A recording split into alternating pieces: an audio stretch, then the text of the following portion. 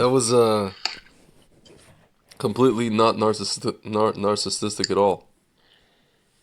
Not at all. Did you ever Not even a bit. did you ever get into a mode of like you go out, you leave your house for 3 hours or 4 hours, let's say, and then the thing is you had this plan to go somewhere else after whatever it is that you did for 3 or 4 hours, and then you get in your car to go to that next, you know, place, and then you as soon as you get in your car, you're like, I'm just going home.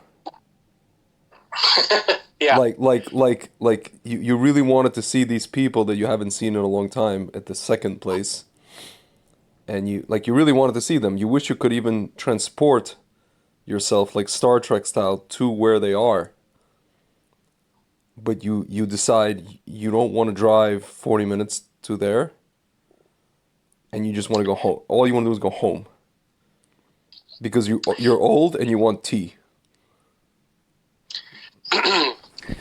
It's not called being old. It's called being tired. But like, Everybody there's no gets. reason. Everybody gets it. No, but there's no reason for me to be tired. There is no reason. It's like Well, no. Well, no. There might not be a reason that you are aware of, but there's something that drained you.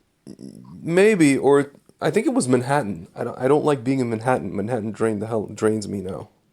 Being in a place, just being in a certain environment, Yeah, can drain your like energy easily. like the people I was with didn't drain my energy. Actually, I enjoyed my time with my No, family. it's not Yeah, necessarily the people. yeah, It could be the place itself. yeah, It could be the drive itself. yeah, There's a lot of things. It could be your state of mind yeah, in general. yeah. Like, All dude, of I'm those telling things you, can drain the energy out of anybody. I feel awful because like there's like people that I want to see I haven't seen in a while. It was a friend, my friend and his family. But Sometimes people don't feel well. That's it. Simple. it's yeah, Happens. yeah. It's not even. I It's don't not, even. I don't. don't start attributing it to age. No, That's no, bullshit. no. I don't not feel well. I just wanted to go home and have tea. That's it. You know, just like You know what my least favorite comedian ever said? what? Uh, certain Italian gentleman. Uh-huh. My least favorite, Yeah. and I'd like to keep him that way. Hmm. You know? So, a certain cranky Italian gentleman. Yeah. He's like, this is how I knew I was getting old. I was at a bar, and then some young chick, she wanted to take me home, Hmm. but I couldn't go because I felt like I had to go to the bathroom. I'm saying it less vulgar than he did. Hmm. He goes. I was C blocked by a calzone I had at 1:00 in the afternoon. I think I heard that. I heard that. That's how you know you're getting old. Dude, I'm telling you, it's like, Lord help us. My God. I don't That is. I don't even know what to say. The only thing I will say is that, well,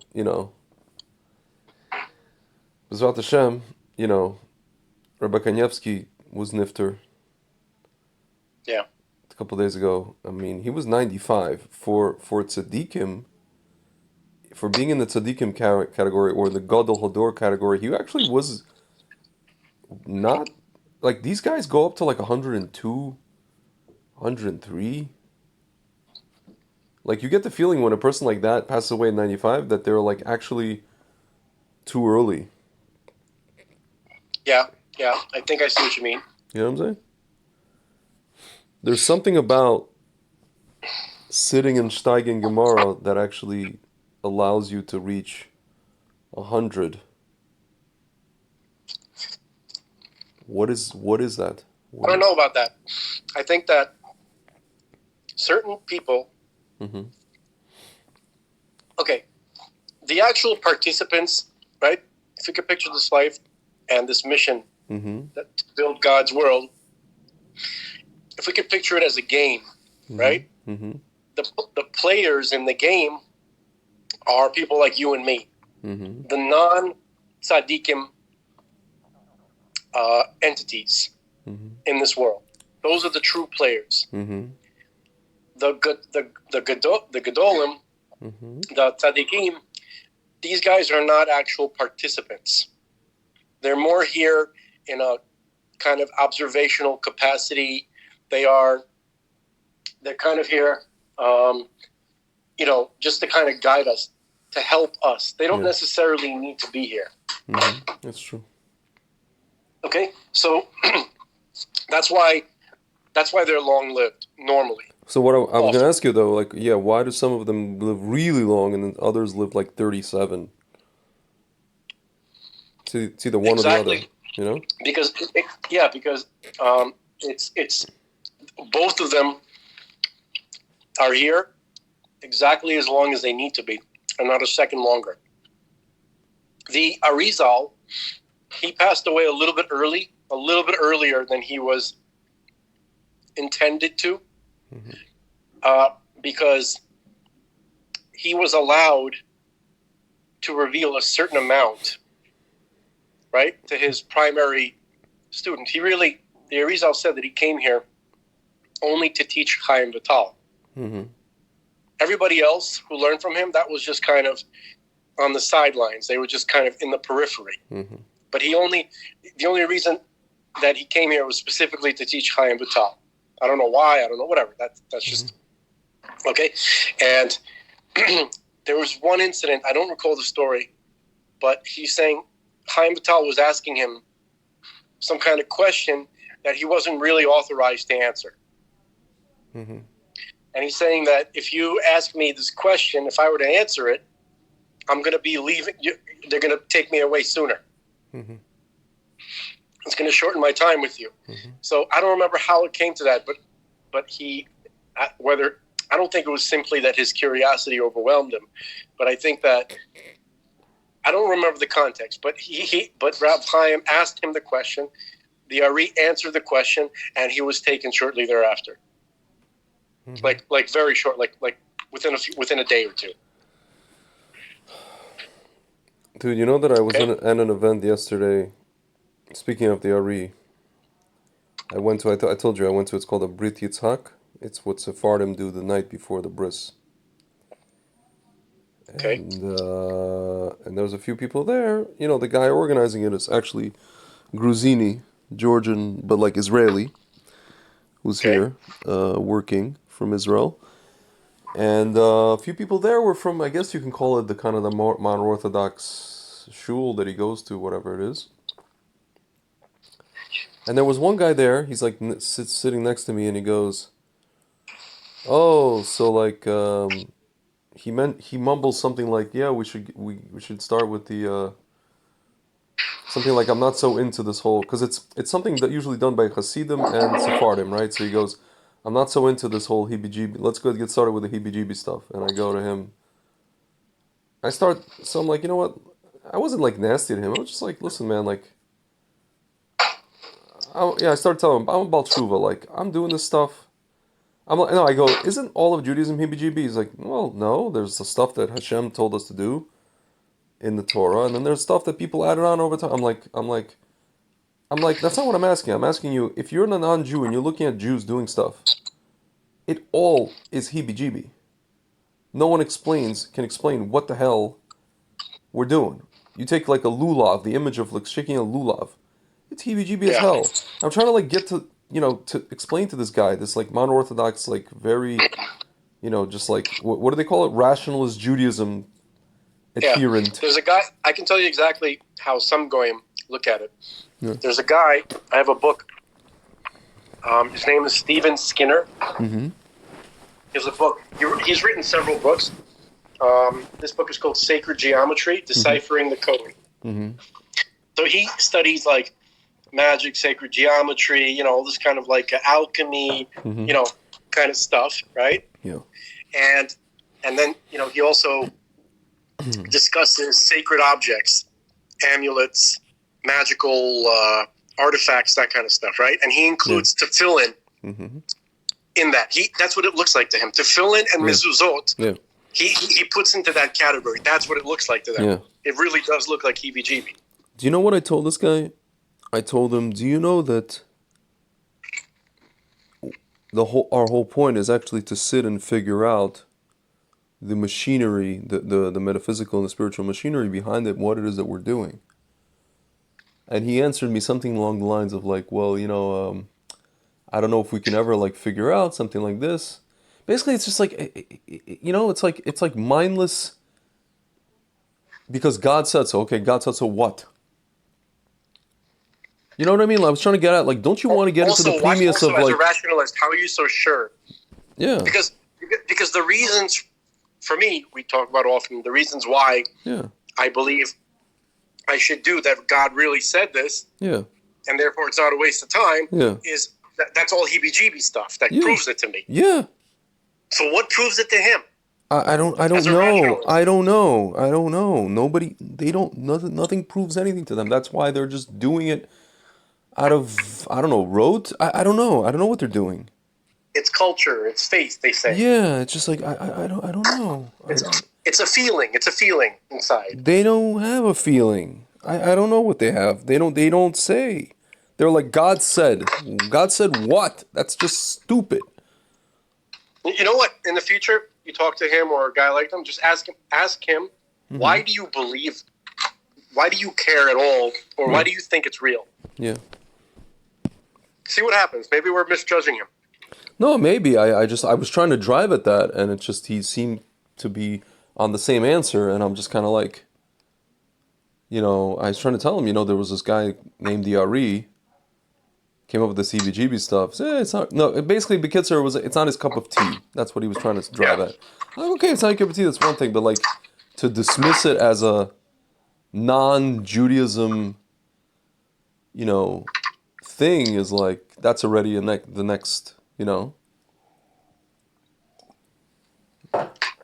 that's already the next step of the conversation. You know what I'm saying?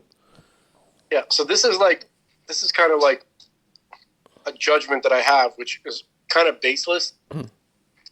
Just a feeling I have. Yeah. I can't prove it right now, but it feels to me sometimes that they want to. They don't want to get into the quote unquote heebie-jeebie stuff because they don't want to see that it's real. Instead, they need to maintain the status quo. But what's the problem of seeing that something is real? Because that means you really got to take care of it. That means no more. But they're still doing it, even if they, let's say if it's not real, but they're still doing it. So what's the point? Meaning, like, why do it? Why are you doing it then? It's like a waste of time. Because it's possible, and I'm not calling them sinners. I'm just speaking about a hypothetical dude. Maybe I'm speaking more of like myself, if anything. Okay. Right? But if I know that it's real for sure, right? Yeah. I don't have that little safe space that I can run to in my mind where I can always kind of say, oh, maybe it's not real. Maybe, and during that time, do what I really want to do. Like, eat the big, the Whopper or, go to the, I don't know, massage parlor. But they don't do any of that stuff, these guys. They do. They keep serious. So you think. No, I'm saying like most of these guys. No, they're like real. No, listen, they're real Steigers. They're real this, and they don't do any of that stuff. I'm saying like, but it just seems like a lot of it is like begrudgingly done. That's what I'm saying. It's done begrudgingly. People do it for various reasons. Even if they are going through the motions and they do the stuff they're supposed to, and they stay away generally from the stuff that they're not supposed to do. Yeah. There's various reasons why a person can be like that. Yeah. First of all, environment, family pressure, or just the want to be, just that feeling of I want to be a good boy. Well, this guy said it's part of it is community. That's part of it. Okay. Yeah. I, for one, can do it without the community sometimes, at the risk of, I know what you mean, but we can't really do without it. No, of course not. Of course not. Not completely. We need minions. We need. Of course. We need a shaykhid. Well, I don't need it, but you probably need it. Yeah. You need a moil. You need. Right, you need it safe for Torah. Of course. This is communal stuff. You need it. That's basic. Yeah, that's for sure. For sure. It's just, It's just interesting to speak to people who were, I guess, like I feel bad for them, like the people who were born into, grew up from or whatever it is. It's just, listen, not to say that all of them are this way. I know a few guys who are, this one guy who wrote a book about the Berdichever. He grew up from and then kind of like revamped himself to be more into the Pneumius. He came from a very Litvak kind of, again, rationalist background and then kind of stepped back for a second and came back in a more Hasidut, Hasidut path. So there's people like that. I know people like that. Like the guy Zusha, the band. They grew up in Maryland, modern Orthodox, and they went into the Hasidic, when you call it Neo Hasidus path, I guess. So Neo Hasidus. no, yeah. I know. Something about it is neo. It's basically Anything neo. no. You know what it is? Neocons, I know. neo, No, the neo Hasidus. That all it is a word for people. Neo from the Matrix. No. All of them rub me the wrong way. No, for people who basically they read every single sefer from like every single Hasidic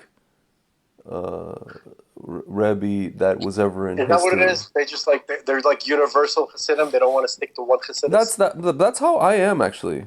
By the way, because I'm technically, if there was a I thought Berditchever, that's what I was too. yeah, no, you are that too. I'm saying, but if in my case, like you claim to be like more the Lubavitcher than anything else, but me, No, not really. Really? I just think the Rebbe is Mashiach. That's okay, pretty much it. okay, so that's dude. Yeah, I hate to break you the newsflash.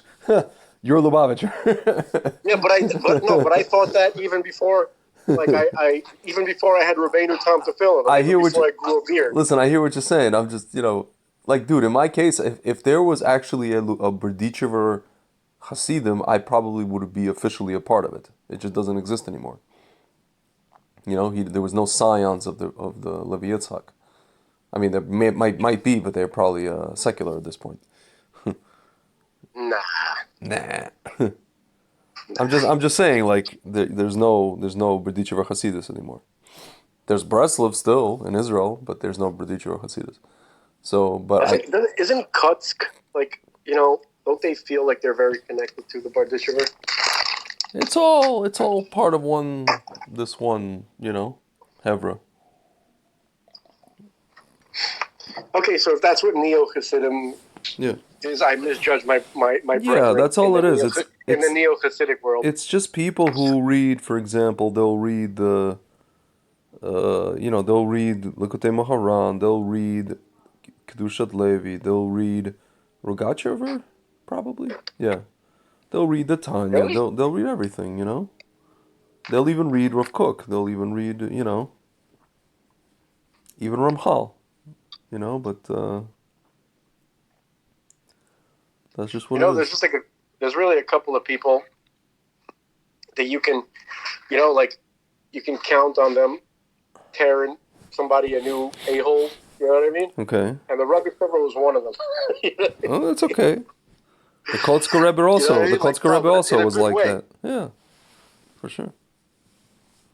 Tearing you. Like you could always count, like say, like the only person I could kind of think of, man, even he passed away. Damn, Cool. Emmanuel Shochet. Like he, in a debate, he will tear you ass, Yeah. right?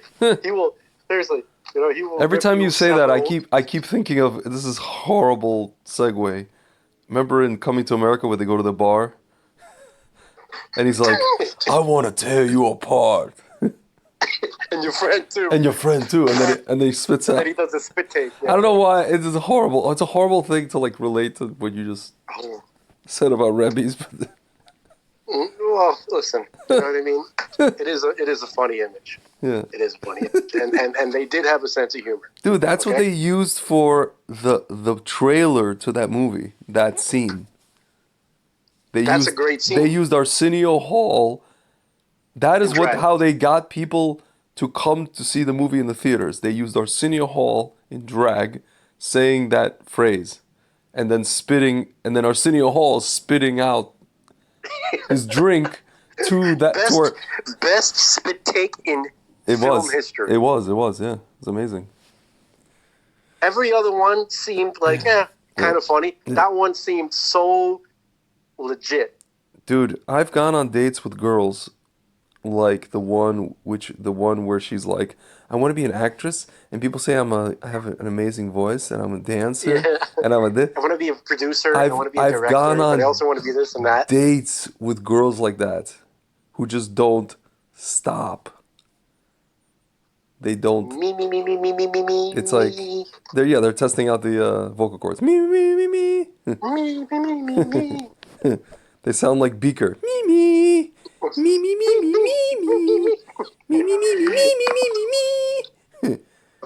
And the Beaker, as far as I'm concerned, is the only one who can do that. That's right. All right, Beaker is a man. Beaker's the man.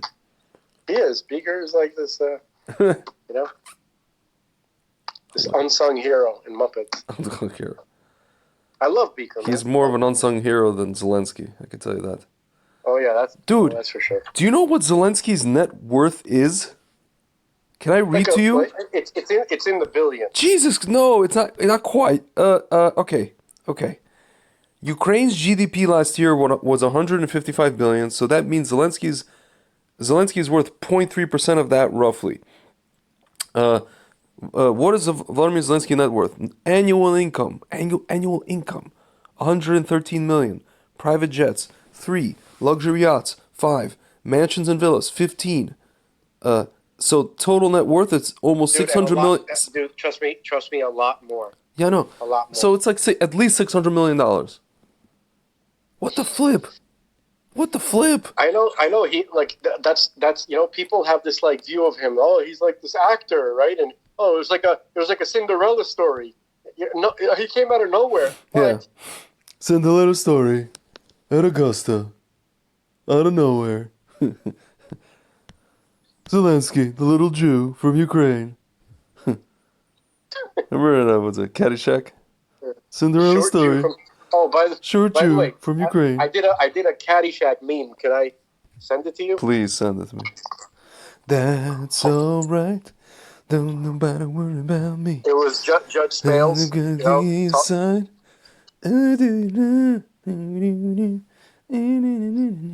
Yeah, send it to me. Hang on. I can't remember if it was American Dad. Everybody, we're gonna get laid. That's alright. Ain't nobody worry about me. Dude, I can't concentrate for some reason when you do that. Do you know what Rodney Dangerfield should have done instead of that? He should be like, hey, everybody, we're gonna do Purvu. That's alright. Don't nobody worry about me. No, Jackie Mason should have done that in the second one. My aunt seems to think Jackie Mason's gay for some reason. What?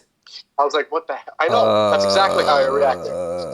I was deeply offended. Not even close. Why? I don't know. But I was deeply offended. He's not even close to that? Are you sending me the meme? The guy was married probably several times, right? Like he was, I think twice rather. I know for a fact, because, listen, his material, that's not a gay guy's material. Yeah. He was married once. I know gay comics. Some of them are great. That's not gay material. No, it's not. And you know who a comic is by his material. Yep. You really do. Like, that's the person. Dude, you know how old he was when he got married for the first time? He's probably late 40s, right? He was 63 years old when he got married for the first time. He was only married once. He had one wife, Jill Rosenfeld. He married her in 1991. He was born in 1928. Do you know how old Jerry Seinfeld was when he married his current wife? I want to say late 40s. He was 45 when he got married. So there is hope for me, sir. B'ezrat Hashem. Absolutely. And I know for a fact that as you were talking about Jerry Seinfeld getting married in his 40s, right? Mm-hmm. You didn't think of yourself as anywhere near that. You see yourself as much younger because you're talking about Jerry Seinfeld. I know. And then all of a sudden, reality collapsed upon us and we realized, oh my God, We're in our 40s. Yes. I know that's what happened. I sent you the meme. Take a look at it. Hold on. A second. Getter. Oh, okay. Tulsi Gabbard? Is that what you're showing me? No, just click on it. Oh, I think I reply to I Tulsi Gabbard. commented on Okay. some. I commented on I something. will say that she was whatever I whatever. want. Oh, mankind. Okay. I will worship as long as I'm not physically harming anyone, changing property, tolerating others, damaging property. I will produce valuable goods and services for defend myself, my family. Okay, you know what? You know what? You know what? You'll For the get folks at nothing home, and they like it. want my brilliance. I'm gonna read it. You'll own nothing Okay? and like it. You have Spalding, right? Yes, I know, I Who know, is I Judge know. Smale's grandson, Yeah. right? Yeah. And he's always like, "Grandpa, I want a hamburger. Grandpa, I want a know, I sausage, know, I Grandpa." know, I know. You know what Right? you should Now, do? for the folks at home, Yeah. dude, I posted this to somebody, Yeah. and they're like, "What am I looking at?" I'm like, "Do you know Caddyshack. Caddyshack?" They're like, Uh-huh. "What?" I'm like, "Fuck you," and I just stopped talking to them. I can't. Yeah. Okay. Yeah. So basically, for Spalding, for the grandson, on top I put mankind. That's mankind, right? Yeah. And I made it in red, white, and blue. Yeah. Okay. And this is what Spalding says. I will say, actually, his grandfather, Judge Smales, whenever he's whining about the stuff he wants, he always says, "You'll have nothing and like it." Yeah. You know, that kind of Yeah. So it reminded me of what the World Economic Forum says, right? Yes, So yes. we say, I will say whatever I want, or I want to say whatever I want. I'm going to worship, whatever I want, as long as I'm not bothering anybody and I'm tolerating people. I'm going to produce stuff and work, and I'm going to benefit from it. Yeah. And, I'm going to buy property. You can shorten each of these, by the way. Sorry. Listen, I tried. This is like, I really tried, but there was always some gaping hole when I like removed any one of these words. I spent a long time on it. And then finally it goes, I'm going to defend myself, my family, and my property from attack, abuse, theft, and damage from parasite governments and every other criminal organization, right? And then I have Judge Smales, and it says WEF in black, gold, and red. Yeah. Yes. Yes. I'm not being subtle here, right? And then, he says, "You'll own nothing and like it." Yes. That's literally exactly. What you could do for Spalding, you could just say, I will say, I will say whatever I want, and you'll say, the second one, it could be just, I will worship God. You'll worship nothing and like it. I'll worship God, and then the third one will be, I will not produce valuable goods, I will contribute to society. I will be valuable. No, I will make a valuable. Misconstrued. Okay. Easily. See, that's the problem. Fine. So you could write, so you could just write, like, I'll produce goods and services for the benefit of, whatever. No, that's the commie shit. See, that's the problem. Fine. I'll produce goods and services. I'll produce goods and services. And I will own property.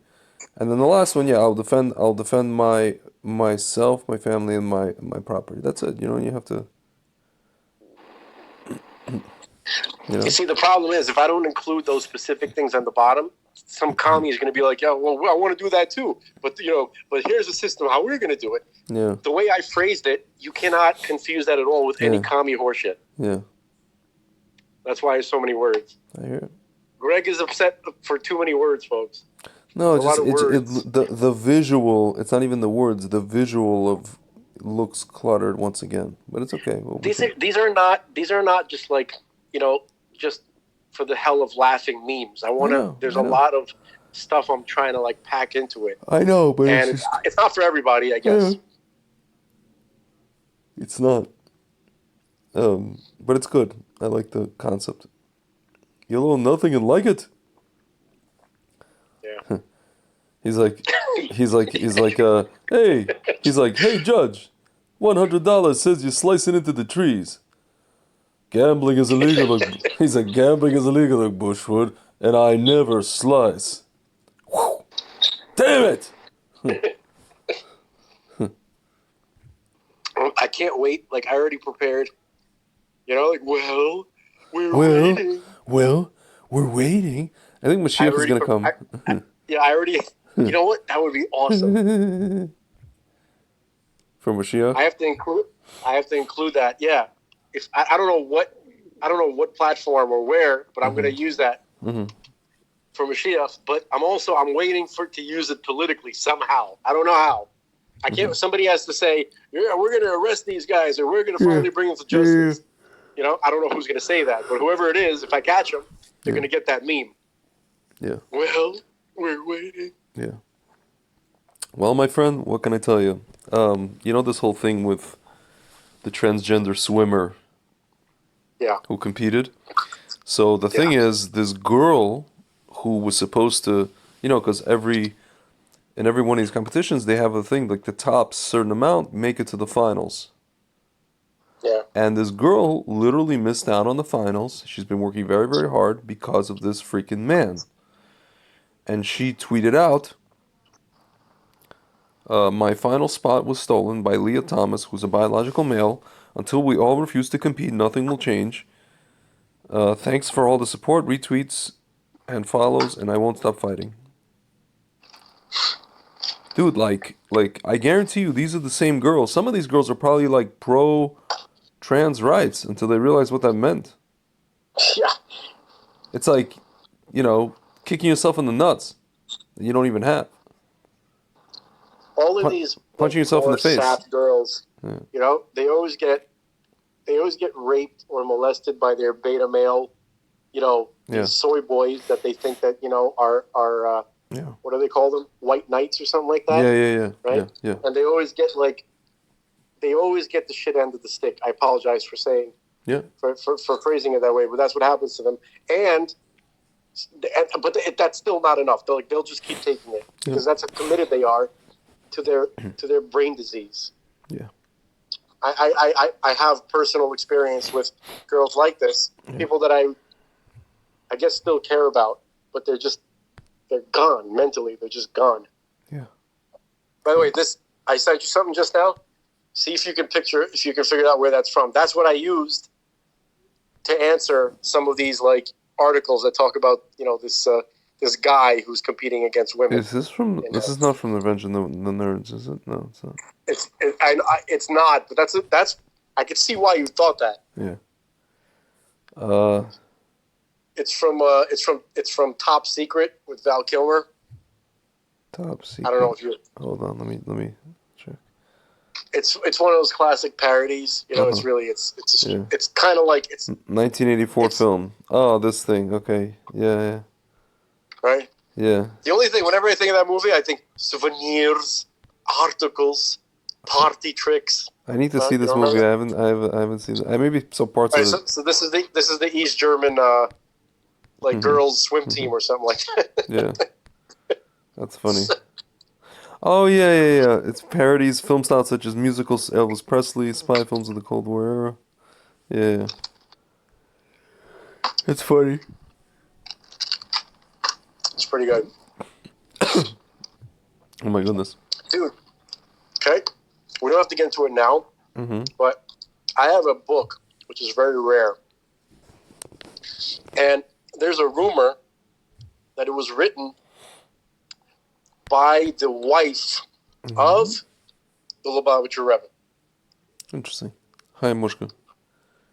Yeah. Interesting. And the name on the book is, well, I'll tell you the name of the book. It's In the Beginning. This is written in 47, or published in 47. In the Beginning, the Bible Unauthorized. The English translation of the Bible contains errors ranging from mistaken conception to gross libel. Interesting. A correct translation reveals that the real Bible has yet to be understood by the world. By H. Moose. Interesting. H. Moose. Interesting. Huh. So that's why some people think it's Hayamusa. Interesting. Very interesting. Okay? And it's off the hook. And I really, this is really valuable. Even if it's not, whoever wrote this book is is clearly a Torah scholar. Very knowledgeable. Yeah. On a very high level. Yeah. Can I read to you the actual translation of the first verse of the Torah? Sure. Please right. do. You'll see. This is a test run. We'll see if Greg stays awake. Okay. Oh, I'm awake, sir. I've heard that before. All right. Swallowage. No. Okay. All right. Well, we're waiting. We're waiting. Yeah, perfect. That was awesome. Touche. What? That's my way of saying touche. Oh. That's how I used to say it when I was a kid. I thought I was saying it right. I thought you were saying tucci like clouds in Russian. No, I was saying like when I saw the word touche. Yeah. But I didn't know how to pronounce it, so I would just say touche. Yeah. Okay. Huh. All right. I was a stupid kid. Anyway, so here we go. This is how it's normally translated, okay, in the English. In the beginning, God created the heaven and the earth. That's verse 1, okay? Here's the real translation. The beginning was created by the godly spirit of law and order. It was a fiery liquid mass. Wow. To be formed into stellar bodies and an earth. Wow. Would you like to see how that is the actual translation? Please, yeah. All right. Can you open up? Do you have availability? I can get. I'll do Safari. Just 1 second. Safari. Yeah, just quickly. Because we have to look at the Hebrew. Have to. All right. This is important work. Oh, sure. I will open Safari as well. And then I'll tell you, after we go through this little tidbit, I'll tell you what I tell Froome people when they ask me where I'm from. You're going to get a kick out of this. But go on. By the way, when Safaria translates as when God began to create heaven and earth. That's what Safaria says. Okay, so that Safaria doesn't have a perfect translation either. I know. But this whole thing, when God began, right? Mm-hmm. That is technically, it's somewhat acceptable grammatically for the first couple of words. Yeah. Okay, but it's still insufficient. Yeah. So here we go. So Bereshit, right? Mm-hmm. So what we're dealing with here right now, right? This translation is pure pshat. This is not Kabbalah. This is not anything. Yeah. This is how children are supposed to learn. This is pure grammar. Pure grammar. Yeah. Okay? Yeah. Okay. Pshat means the literal meaning of the verse. Sure. Okay, so Bereshit means the beginning. Not in the beginning, but the beginning. Right, the beginning. So Bereshit bara means the beginning was created. So the beginning is a thing. Yeah. He created. Okay, we don't know what it is yet. He created the beginning of everything, or just a beginning. Well, hold on, no. The concept of beginning. Let's pretend like you don't know what the word beginning means. Yeah. Yeah. Right? So we have this, let's just say the blah, right, was created. The blah. Yeah. We don't know what the blah is, right? Yeah. The blank was created. Yeah. That's how we're supposed to look at the beginning at this point. The beginning is not we're not yet familiar with its meaning. It's just a thing that was created. We don't know what it is It's yet. An abstraction, you could say. Yes, okay? So this beginning, it's a thing. Okay, so what is it? Right? It was created by Elohim. What is Elohim? The godly spirit or the godly aspect of law and order. Yeah. Is it not? Yeah. Yeah. Okay, because in Hebrew, for the folks at home, there's many different words which are used for God. Right? God has various names. Yeah. Each name represents some kind of activity that he's doing, or he's communicating to us something about him or his mood. Okay? Yeah. When he comes to us with the tetragrammaton, we know that that has something to do with mercy. Yeah. When he comes to us with the name Elohim, that has something to do with severity, judgment, that kind of. Okay, and there's others too. In this case, we're using Elohim, which is so far we have the beginning was created by the godly spirit of law and order. Okay, it was okay. So then we have Et Hashemayim. Et Hashemayim. It was a fiery liquid mass. Okay, to be formed. So how does Et Hashemayim mean it was a fiery liquid mass to be formed? Because so the word Shemayim is generally translated as heavens. Okay? But this is the first occurrence of this word in the Torah. Okay? So when you think about Shemayim, what is it? Shemayim is a mix of two different Hebrew words coming together. It's Aish and Mayim. Yeah. Okay? Fire and water. Okay? So it was a fiery liquid mass. Okay? Or it's another way of saying a gaseous vapor. Yeah. Okay? Which was to be formed. Okay? So this Shemayim, right? It is describing, this word Shemayim is describing something that is liquid and solid. Okay? And I'm sorry, it's liquid. That's the Mayim part. Mayim is generally translated as water. But that is a borrowed term. Like when we go, you pour yourself a glass of water. Yeah. So we use the word Mayim for that water, which is correct. But that's not the origin. The water that we have is not the origin of this word. Yeah. The word Mayim is something, it means liquidity. Yeah. Fluidity. Yeah. Yeah. Okay, so we're not just talking about the water that we know. We're talking about something very primal. Very, very primal. Yeah. Okay? Okay, so you have this so Shemayim here in the first verse is this kind of nebulous, super hot, liquefied matter. Yeah. Okay, which and then we have, and then it continues. Finally, the last two words is ve'et haaretz, and the earth. Okay, so what it's saying here is that the beginning was created by the spirit of by the godly attribute of justice. Okay, law and order. Okay, and it was a fiery, fluidic mass. Yeah. Okay, which was going to be formed into stars and an earth.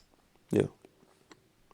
Okay, so the reason why the word Hashemayim, it translates as a fiery liquid mass to be formed into stellar bodies. That's the full translation of the word Shemayim. Fiery liquid mass that will be formed into bodies. That's because of Aish and Mayim, right? Which is fire and liquid, right? And then later, almost immediately, Shemayim becomes the place, the heavens, where stars are. Okay? So that's what it means. That's the full definition of this word. Okay? It contains all that meaning in it. Yeah. Okay?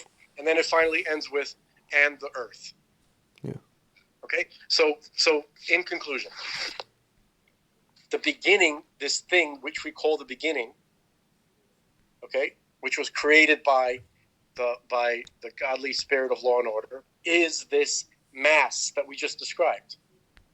That mass of fire and liquidity, whatever that is, that's the beginning. That's what it is. See, the beginning is a thing, and its name is the beginning, and we just described what it is. Do you see what I'm saying? It's amazing. That's not what I'm saying. That's what this book is saying, and it is correct. Yeah. It's amazing. It's amazing. And then, so that's just the translation. And she goes, I'm assuming this is, I guess I've pretty much accepted like who this person is. I mean, it may not be, but wouldn't it be cool if it was? Yeah. Yeah. So the word, so let me just quickly read the paragraph underneath it, just to do it justice, okay? See if Greg can survive this. The word used here to express beginning is a noun, meaning in Hebrew, the beginning of all beginnings. Yeah. Or the creation. It is never used by itself to signify any other beginnings.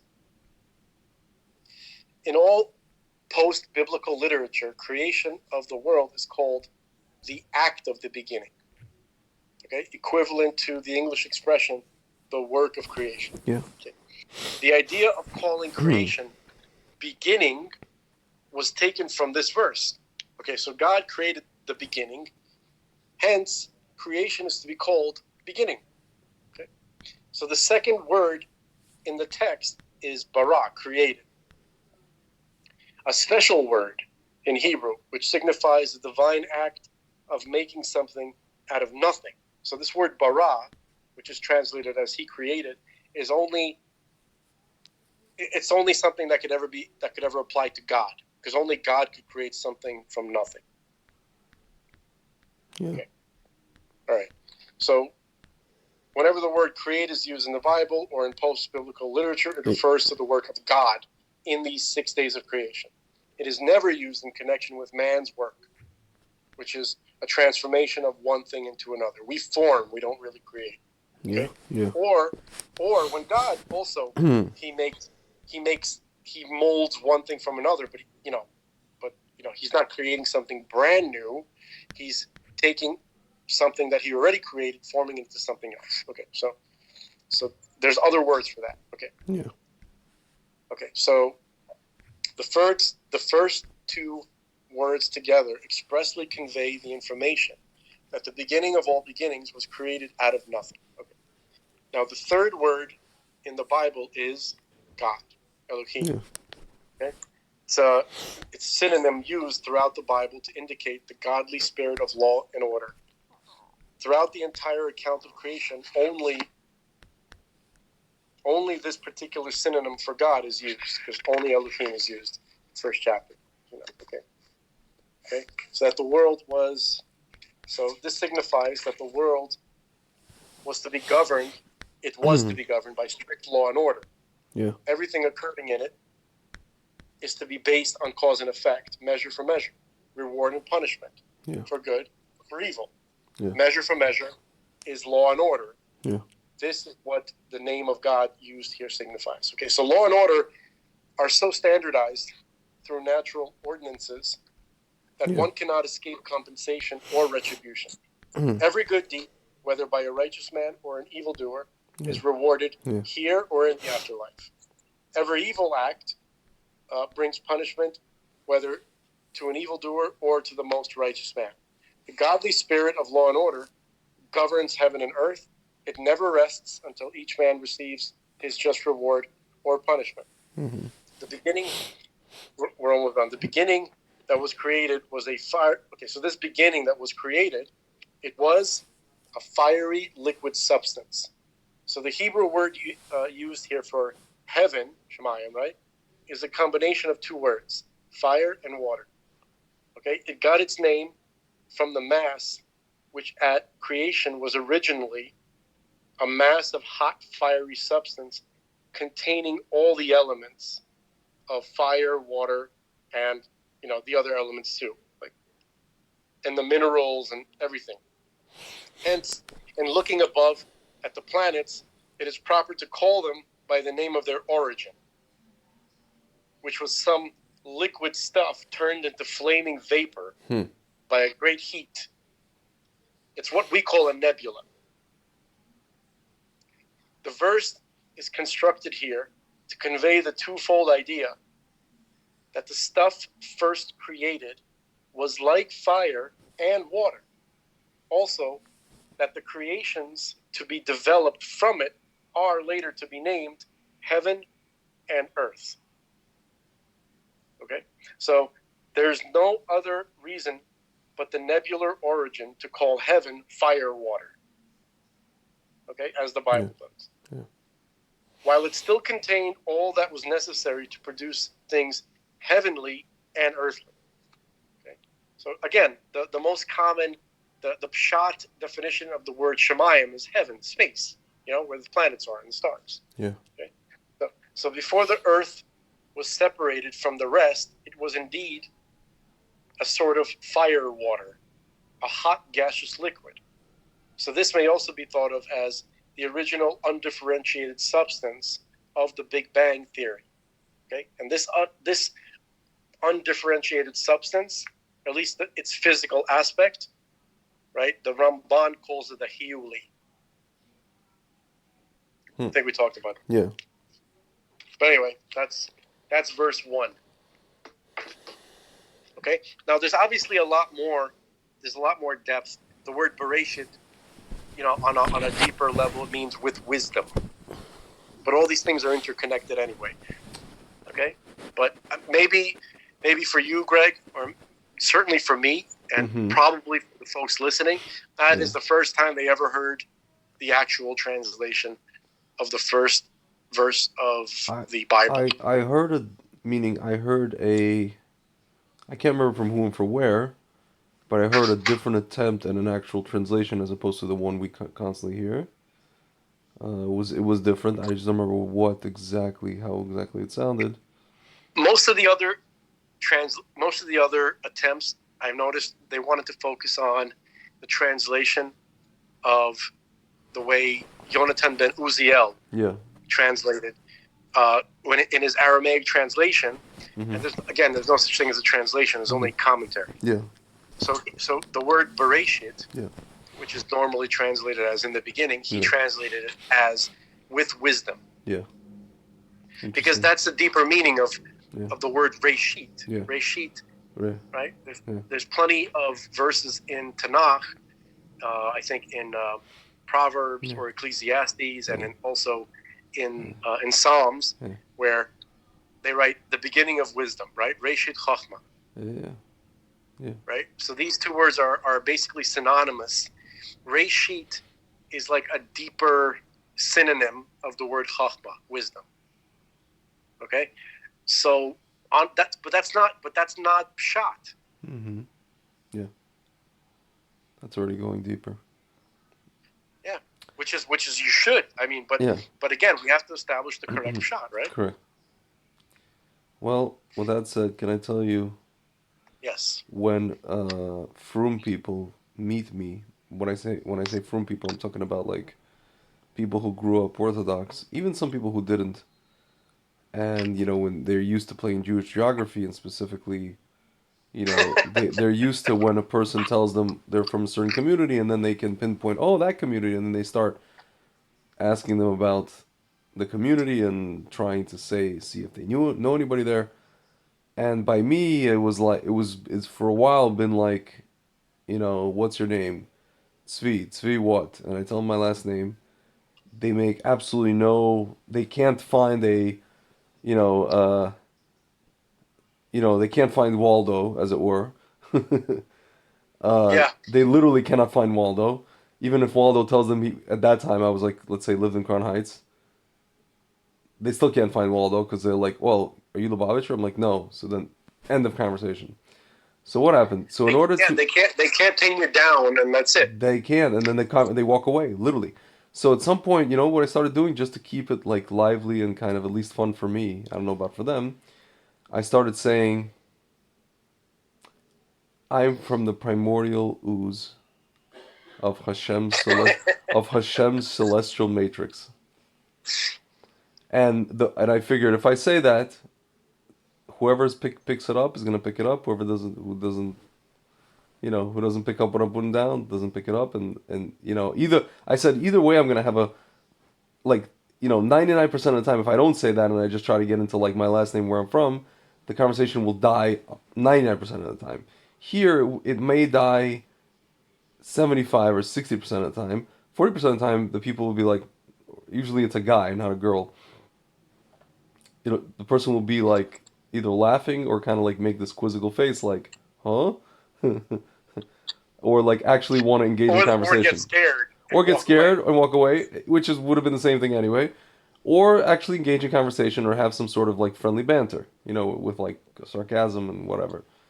And that's actually what turned out to happen. I was like, huh, this is much better than just saying, oh, Zvi from Crown Heights, and you don't know. I literally would tell them, like, you don't know me, you don't know my family.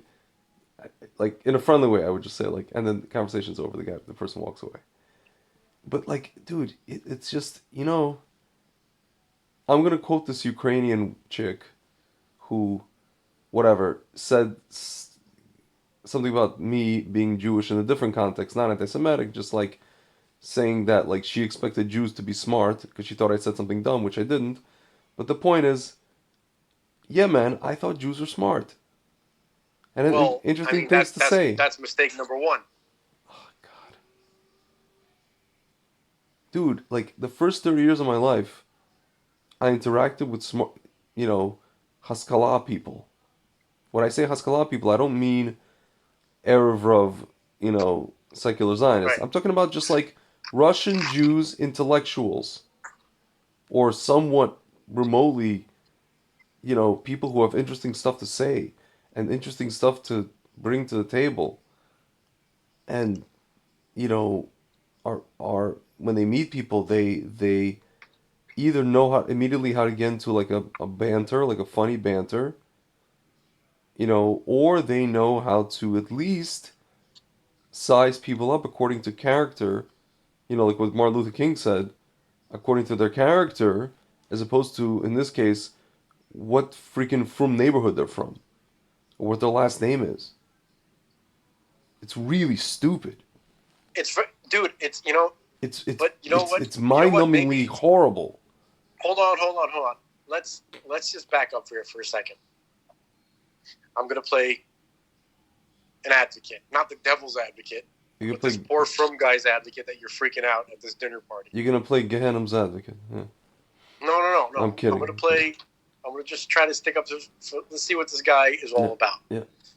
When I've been in this situation, I know what you're talking about. So when these people try to make conversation, what their questions reflect. Here's what they're really saying. Translation.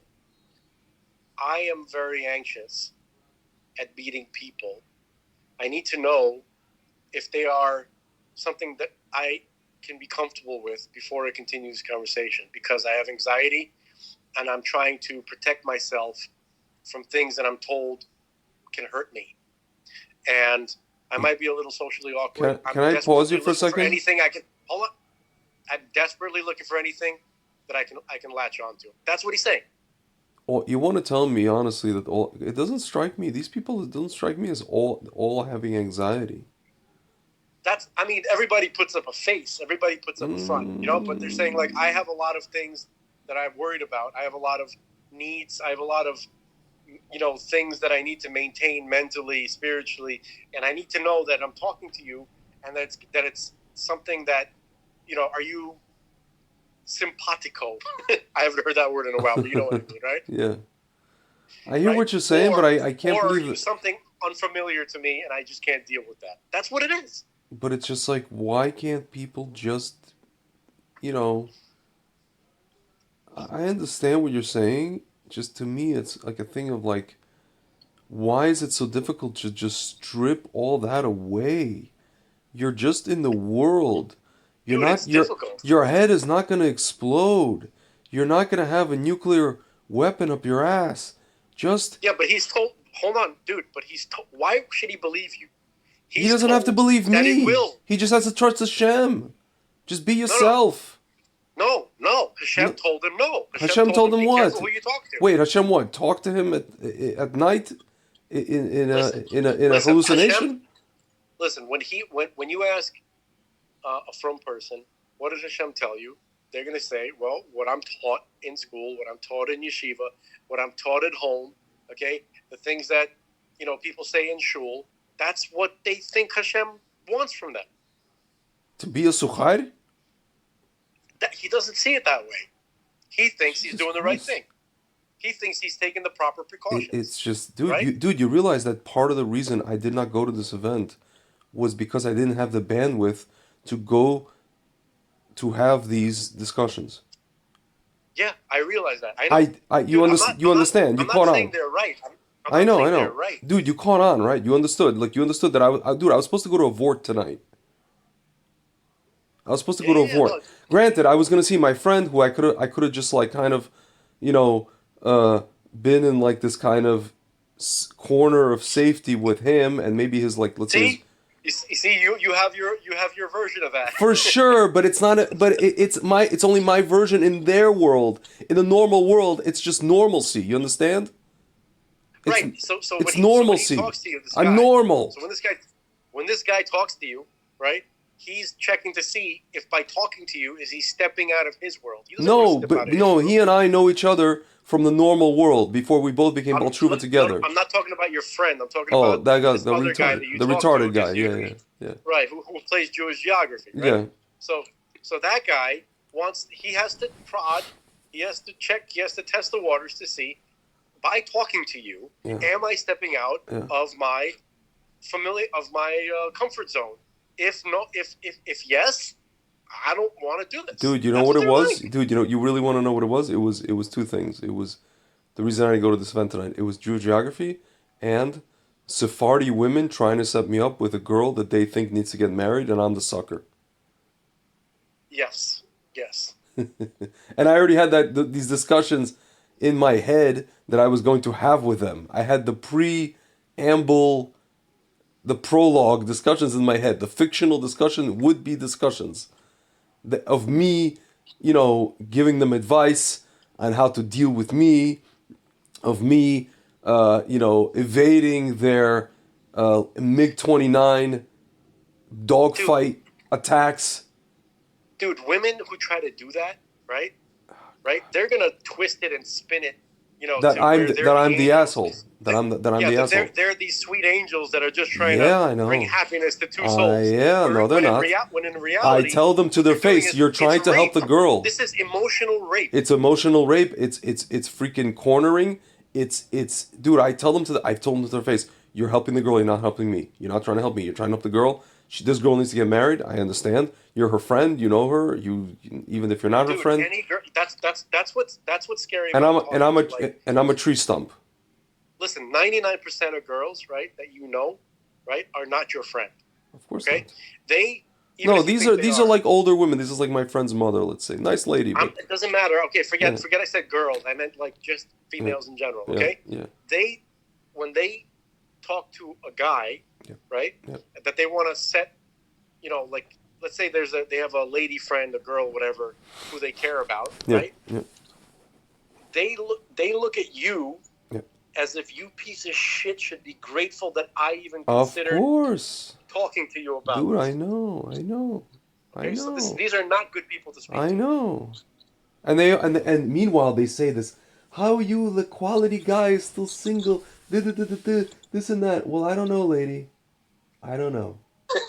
It's a flippin' mystery. Unsolved mysteries. That guy comes out in this week's Unsolved Mysteries. It's just... Yeah.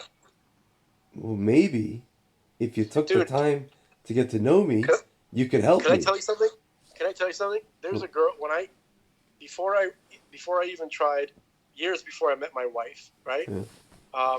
Me and this guy from Crown Heights, a buddy of mine from Morristown Yeshiva, I can say his name, we had a gym. We opened a gym.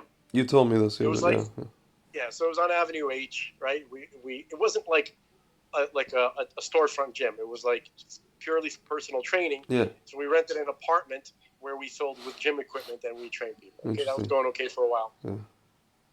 One of my clients was this just beautiful Jewish girl, okay? Mm-hmm. Religious, okay? I think that's when I met you. I think I met you when you owned the gym. Sorry. Dude, you don't know. Wait, you got to hear me out. You got to hear this. So she was not just a beautiful Jewish girl, but she was also, I would call her holy, because she spent all of her time on charity work, Mm-hmm. Do you understand? Yeah. Like she was constantly working in these organizations trying to figure out how to feed people, how to help people, how to find this person the money. I was like, this girl is just. I was like, this. I wouldn't pollute this girl with myself. Yeah. Okay, Yeah. that's what I. That's what I mean. Like Yeah. and she was gorgeous. Okay. Yeah. So what I'm saying to you is that in the world of the selfish, where all we do all day, yeah. and I'm part of this world, is just think about ourselves constantly, right? Yeah. Then you're gonna end up with those ladies trying to set you up with who are gonna make you feel like you should be grateful that they even think about But can sending I tell you anything something female your way. apart? But can I tell you something? Some of these people, I mean, I know them, some of them personally. Apart from that, these situations, they actually are very, they dafkar Hasidic people. They're doing Hesed all the time. They're always trying to help people.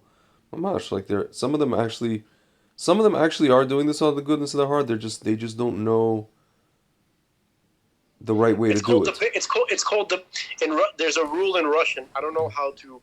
Okay. It's called the bear hug. Да. Да. Медвежья услуга, something like Не that, услуга, right? медвежий обмен. Ну, yeah.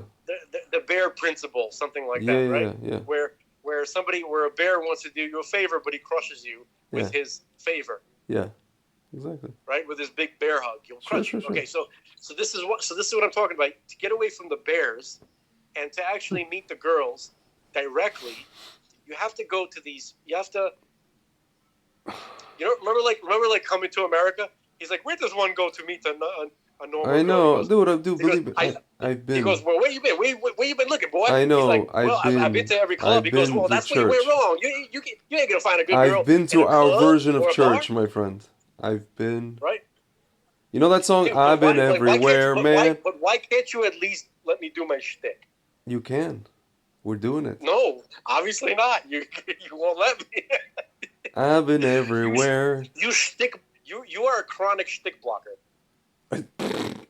With my calzone. Right? Yes, with you. Damn, you're a calzone, bro. You're a shtick calzone. Oh God. What the hell?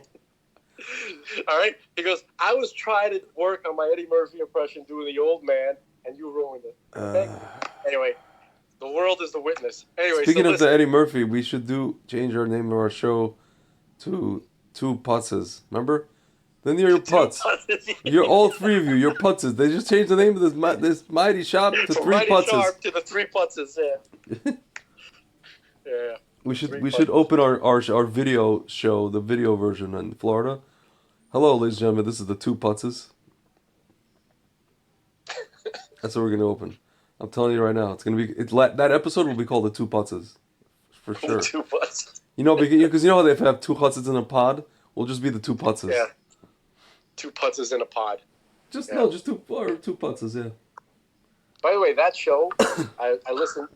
Greg sent me, one of the episodes. I listened to part of it. Yeah. It's cute. I told you it's cute. It's like cute Bali Chuva. It's nice. Nice guys.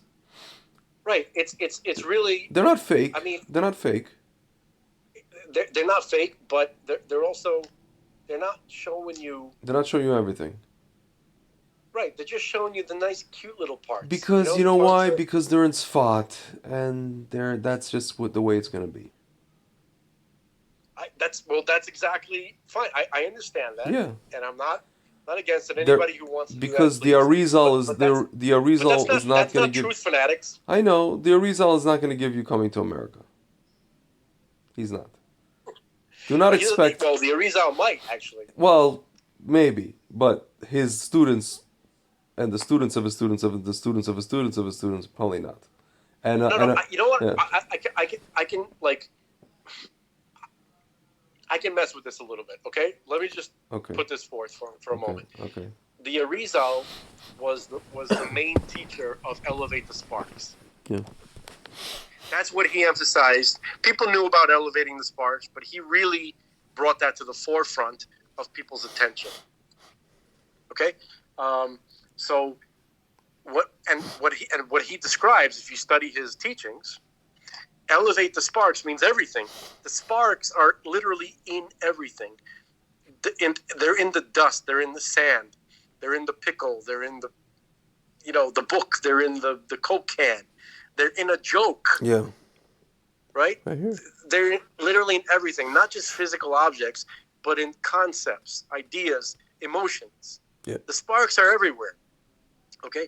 And so he might look at me, try to do an impression of Eddie Murphy, and he will see if the sparks have been liberated or not. Yeah. I can't see it. I have to guess. I have to give my best guess. But he'll see me try to do it, and then he'll give me like a thumbs up or a thumbs down. He'll be like, you didn't do it. It didn't work. Or, good job. That's who the Arizal was, I think. Yeah. Right? So these other guys, they're just not going to risk it. I hear. No, I hear. Listen, can I, speaking of risking it, can I read to you Zelensky's speech to the Knesset today? Oh, God. Yeah, I guess. Let me read that to you, and then we can analyze what the hell he even said. You must really want to agitate me. All right. No, I don't want to agitate you. I'd like for us to understand what we're dealing with here. For good and for bad. Okay. Okay, this is Zelensky talking to the Knesset today. March 20th, 2022. Ready? As published in Haaretz, the newspaper of the Erev Rav, of course. Dear Mr. Speaker, members of the Knesset. Dear Prime Minister Bennett, thank you very much for your support. Dear members of this, of blah, thank you, blah, blah, blah, blah, blah, blah. Okay. The Ukrainian and Jewish... Okay, this is a Jew guy speaking, right? Mind you. The Ukrainian and Jewish communities have always been, and I am sure, will be very intertwined, very close. They will always live side by side. That's already a false statement. And they will feel both joy and pain together. Another false statement. That is why I want to remind you. Yeah, but the joy that he's referring to is the Cossacks slicing Jews in half. And the pain he's talking about is the Jews getting sliced in half. Yes. So listen. That is why I want to remind you of the words of a great woman from Kiev, whom you know very well. The words of Golda Meir. She's from Kiev. Yeah. They are very famous. Everyone has heard of them. Apparently every Jew. Many, many Ukrainians as well. And certainly no less Russians. Quote, we intend to remain alive. Our neighbors want to see us dead. This is not a question that leaves much room for compromise. Unquote. I don't need to convince you how intertwined our stories are. Ours, like as if he's not a Jew. Stories of Ukrainians and Jews. In the past and now, in this terrible time. We are in different countries and in completely different conditions. But the thread is the same. For both us and you, the total destruction of the people, state and culture, and even of the names, Ukraine, Israel. I want you to feel it all. I want you to think about this date, about February 24th, about the beginning of this invasion, Russia's invasion of Ukraine. February 24th, this day has twice gone down in history, and both times is a tragedy for Ukrainians, for Jews, for Europe, for the world. On February 24th, 1920, the National Socialist Workers' Party of Germany was founded. A party that took millions of lives, destroyed entire countries, tried to kill nations. Yeah, who nobody believed they would do anything until 20 years later. 102 years later, on February 24th, a criminal order was issued to launch a full-scale Russian invasion of Ukraine. The invasion, which has claimed thousands of lives, has left millions homeless, made them exiles on their land and in neighboring countries, in Poland, Slovakia, Romania, Germany, Czech Republic, Baltic states, and dozens of different countries. Our people are now scattered around the world.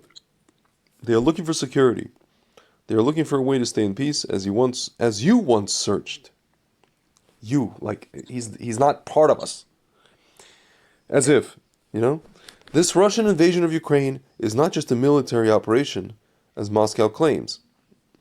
This is a large-scale and treacherous war aimed at destroying our people, destroying our children, our families, our state, our cities, our communities, our culture, and everything that makes Ukrainians Ukrainians.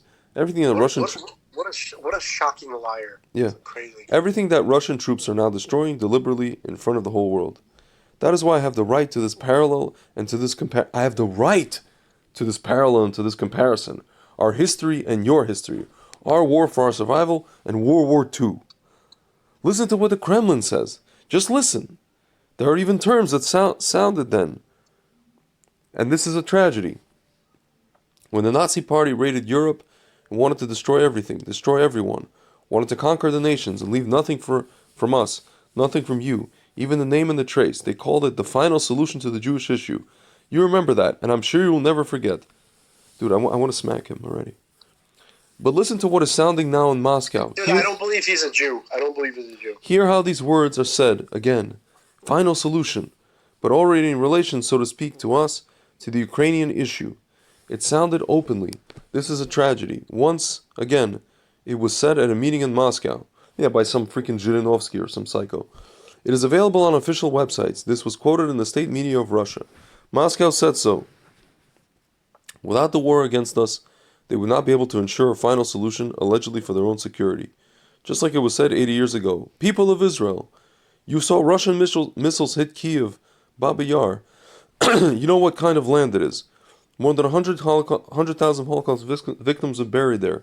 There are ancient Kiev cemeteries. This is a Jewish cemetery. Russian missiles hit there. People of Israel. Dude, this is so, cynical. Why would... Again, let's ask the question. How come they hit there? I don't know. Is it possible that they were shooting from there? I don't know. And made it a target? Maybe. Those fucks. On the first day of this war, Russian projectiles hit our city of Uman, a city visited by tens of thousands of Israelis every year. No, Jews, you prick! From all over the world. For a pilgrimage to the tomb of Rabbi Nachman in Breslov. What would be left of all such places in Ukraine after this terrible war? I am sure I really feel bad. You know who I feel bad right now at this instant? Who? I feel bad for Ukrainian children and for Ukrainian elderly people because this is who they have as their leader, someone who has no problem using them as political pawns, and they're suffering and dying right now. And I don't see any relief for them. And playing on the heartstrings of his own people to pretend that he's Ukrainian or something. I don't know. It's odd. I'm sure that every word of my address echoes with pain in your hearts because you feel what I'm talking about. But can you explain why we still turn to the whole world, to many countries for help? We ask for your help, even for basic visas. What is it, indifference, premeditation, or mediation without choosing a party? I will leave you with a choice of answers to this question. I will note only one thing: indifference kills. Premeditation is often erroneous, and mediation can be between states, not between good and evil. Everyone in Israel knows that your missile defense is the best. It is powerful. Everyone knows that your weapon is strong. Everyone knows that you're doing great. Not really. We're not. You know how to defend your state interests, the interests of your people, and you can definitely help us protect lives, protect our lives, the lives of Ukrainians, the lives of Ukrainian Jews. One can keep asking why we can't get weapons from you, or why Israel has not imposed strong sanctions against Russia, why it doesn't put pressure on Russian business. But it is up to you, dear brothers and sisters, to choose the answer, and you will have to live with this answer, people of Israel. No, svoloch. Ukrainians... We haven't killed enough of you when you were in Ukraine. We have to get the rest of you from our position here in Ukraine. You got away from us. Yeah. We were going to finish you off right here in Ukraine. Yeah. Now some of you got to Israel, okay? And now we're going to have you decimated by pulling you into World War III with us. Ukrainians have made their choice. 80 years ago, they rescued Jews. Last I checked, my grandfather's first wife and my great-grandfather was killed by Ukrainian politsai. Okay. That is why righteous among the nations... Okay, there were righteous among the nations in Ukraine. There were. Or among us. There were, yeah. People of Israel, now you have such a choice. Thank you. Thank you for everything.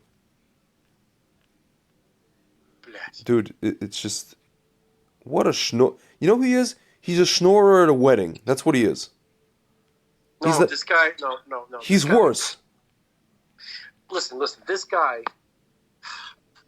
I can't fully describe him. I can describe some parts of him. They found somebody so callous, so and right now I'm speaking not just in generally. I'm speaking about specifically towards the Jewish people. Yeah. Okay. What is it really about this guy that is Jewish, aside from his Not much. from his You know genetics? what? If that's even the What's case. Jewish? Comedy and the fact that he made a skit called 300 Yevreytsov.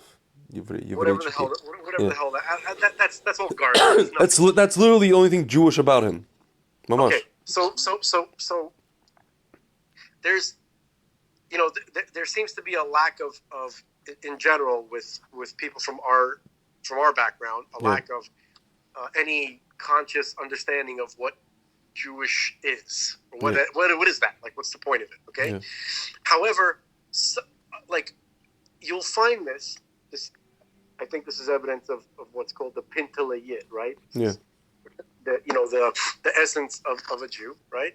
There's an irrational like feeling of connection to the Jewish people, and you want to emphasize whatever way already exists that you connect to them. Like my uncle Felix, who passed away, he was to him being Jewish was sticking up for Israel, defending Jews whenever they're attacked, or writing to the Lubavitcher Rebbe. You know what I mean? Yeah. Like he didn't want to be observant. He didn't want to do this. He didn't want to do that. But he didn't like Jewish women. Yeah. Okay. Yeah. And can't blame him. Okay. Yeah. And also his lifestyle would not be interpreted as somebody who tried to live a Jewish lifestyle. No. But I knew, and I know how crazy it got whenever anybody offended a Jewish person or anything like that. Yeah. Okay, he didn't understand it himself. Yeah. You know what I mean? It was just this kind of like subconscious thing that he primal thing. Yeah. It was a primal thing, which on the one hand is like a tremendous spiritual revelation. Yeah. Okay, but on the other hand, it's primal. Okay, yeah. So basically, this guy doesn't seem to have any of that. I know. That's why I doubt. I'm not doubting his Jewishness just because it's convenient for me. I know. Because he's making us look bad. Let's just disassociate from him. Yeah. No. Yeah. We got plenty of those guys, and I'm not disassociating all of them, right? Yeah. But this guy, something is off. Yeah. I know. Something is off. Okay. He's so cynical. He's so easy. Look. There's no possible way that he doesn't realize that everything he's saying is horseshit. Yeah. Do you understand that? Of course it is. Do you understand the implications of that? Yeah. Of course I do. Okay. So that's what makes everything that he said so infuriating, because he's trying to play on the heartstrings. This is a psychotic manipulation. Yeah. He is a psychopath. Okay? And it's no wonder that if the Azov Brigade and those Yamach Shemov Zichron demon beast scum pigs, sorry pigs, I didn't mean to throw that in there, okay? Yeah. Real pigs, okay? I personally hope that not one of them comes out anyway, I'm not going to get into it. I'm not happy with those guys. Yeah. Okay? Yeah. They're not very nice. Yeah. You know Norm Macdonald, right? Yeah. He does this routine. He does this routine, like he adapts it in different ways. But he's like, in this case, he was reading a headline about. He goes, small town pimp, Louis Carlisle. Sorry, Louis Carlisle. This is not what he said. I'm just this name I pulled it out of my head. Small town pimp John Smith, right? Yeah. He was accused of tattooing his initials onto the eyelids of a 13-year-old prostitute named Glory, right? He faces multiple charges of child endangerment and prostitution and racketeering and all that kind of stuff. So then Norm would say, he goes, as the good Lord, as the Bible says, judge not yet, lest ye be judged, right? I'm just gonna have to go and say it. This guy's a real jerk. Yeah. You know what I mean? Yeah. Like, that's how he would end it, right? It's like, Yeah. he does this routine of a guy who is so, he's such a kind of wholesome, kind of old-timey guy that it's hard for him to say anything bad about the worst people possible, So I want to see if I can become like that. But I'm not there. Yeah. Anyway, so if those guys from the Azov Brigade, right? If they ever needed a Jew, right, for their purposes, then they found it. This is exactly the pathology, the psychology of the person that they need. They found the one they need. Yeah.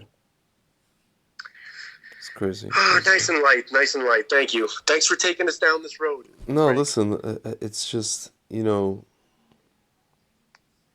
and the folks at home are not happy right now.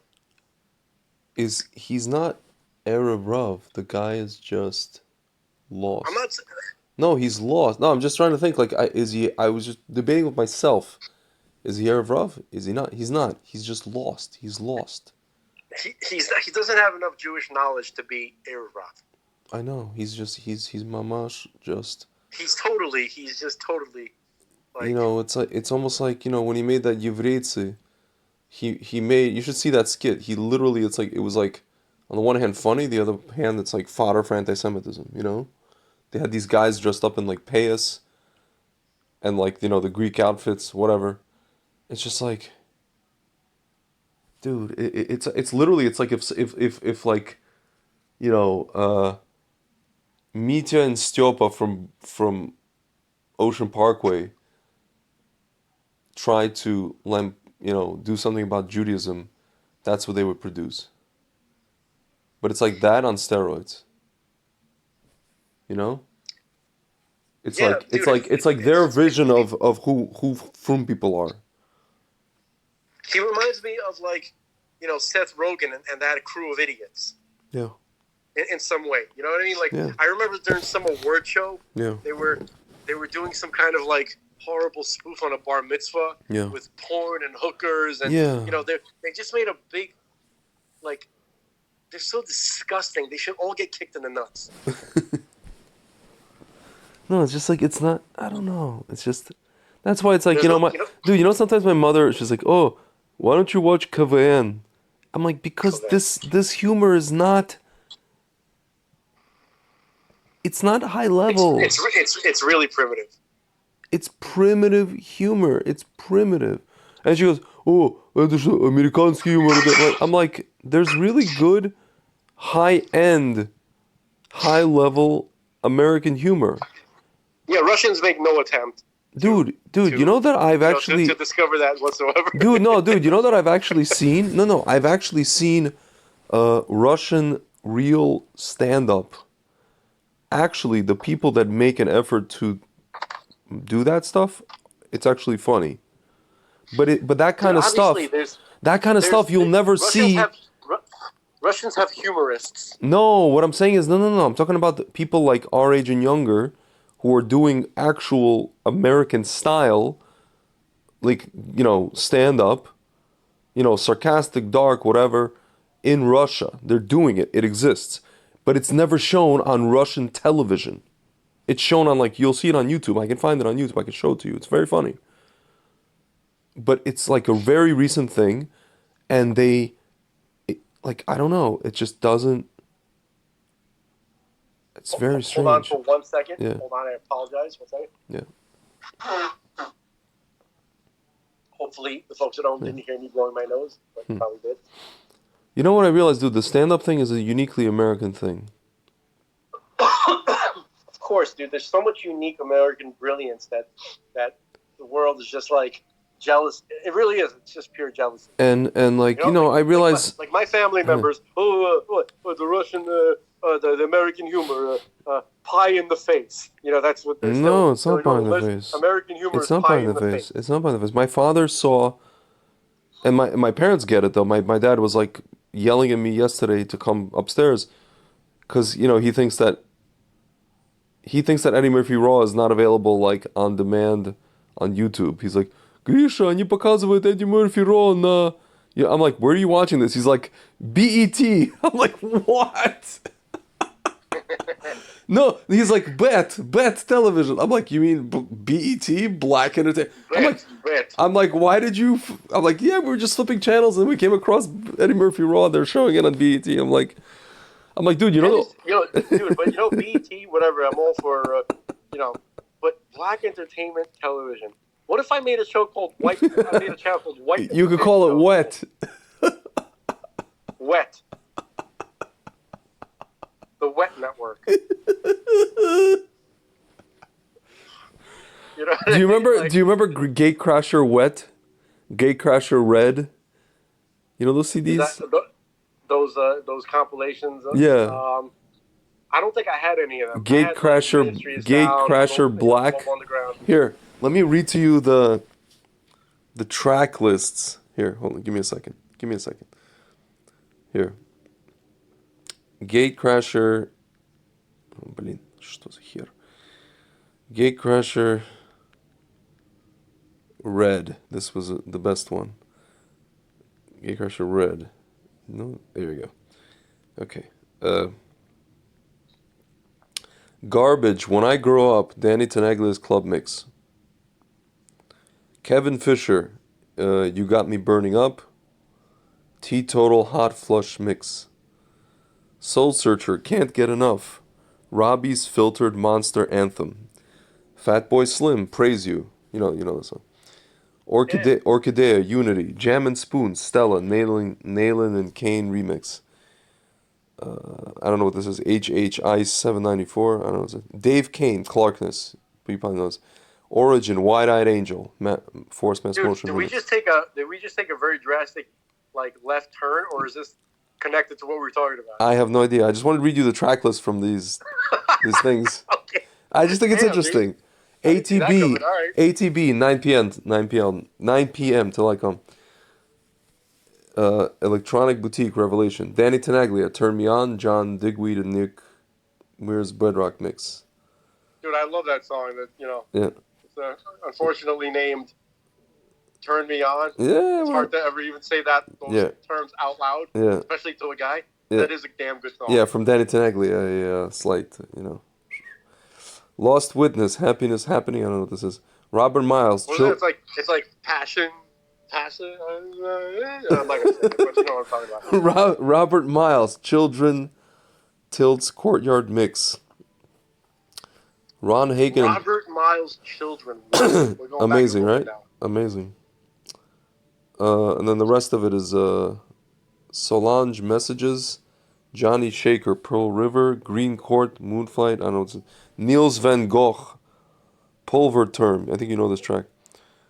Humate, Love Stimulation. This is notice that Greg, in his hoity-toityness, pronounced Van Gogh in its correct Van Gogh. Van Gogh. Yeah. Dude, I have a story about... Say it American. Van Gogh. Van Gogh. I have a story about Amsterdam, actually.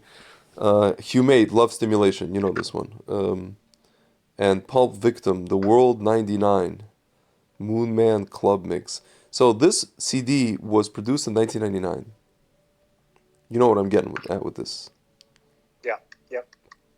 You know what I'm talking about. Oh, there's another... Yep. Oh, there's three... Trail End of the Shekhinah, right? CD number 2.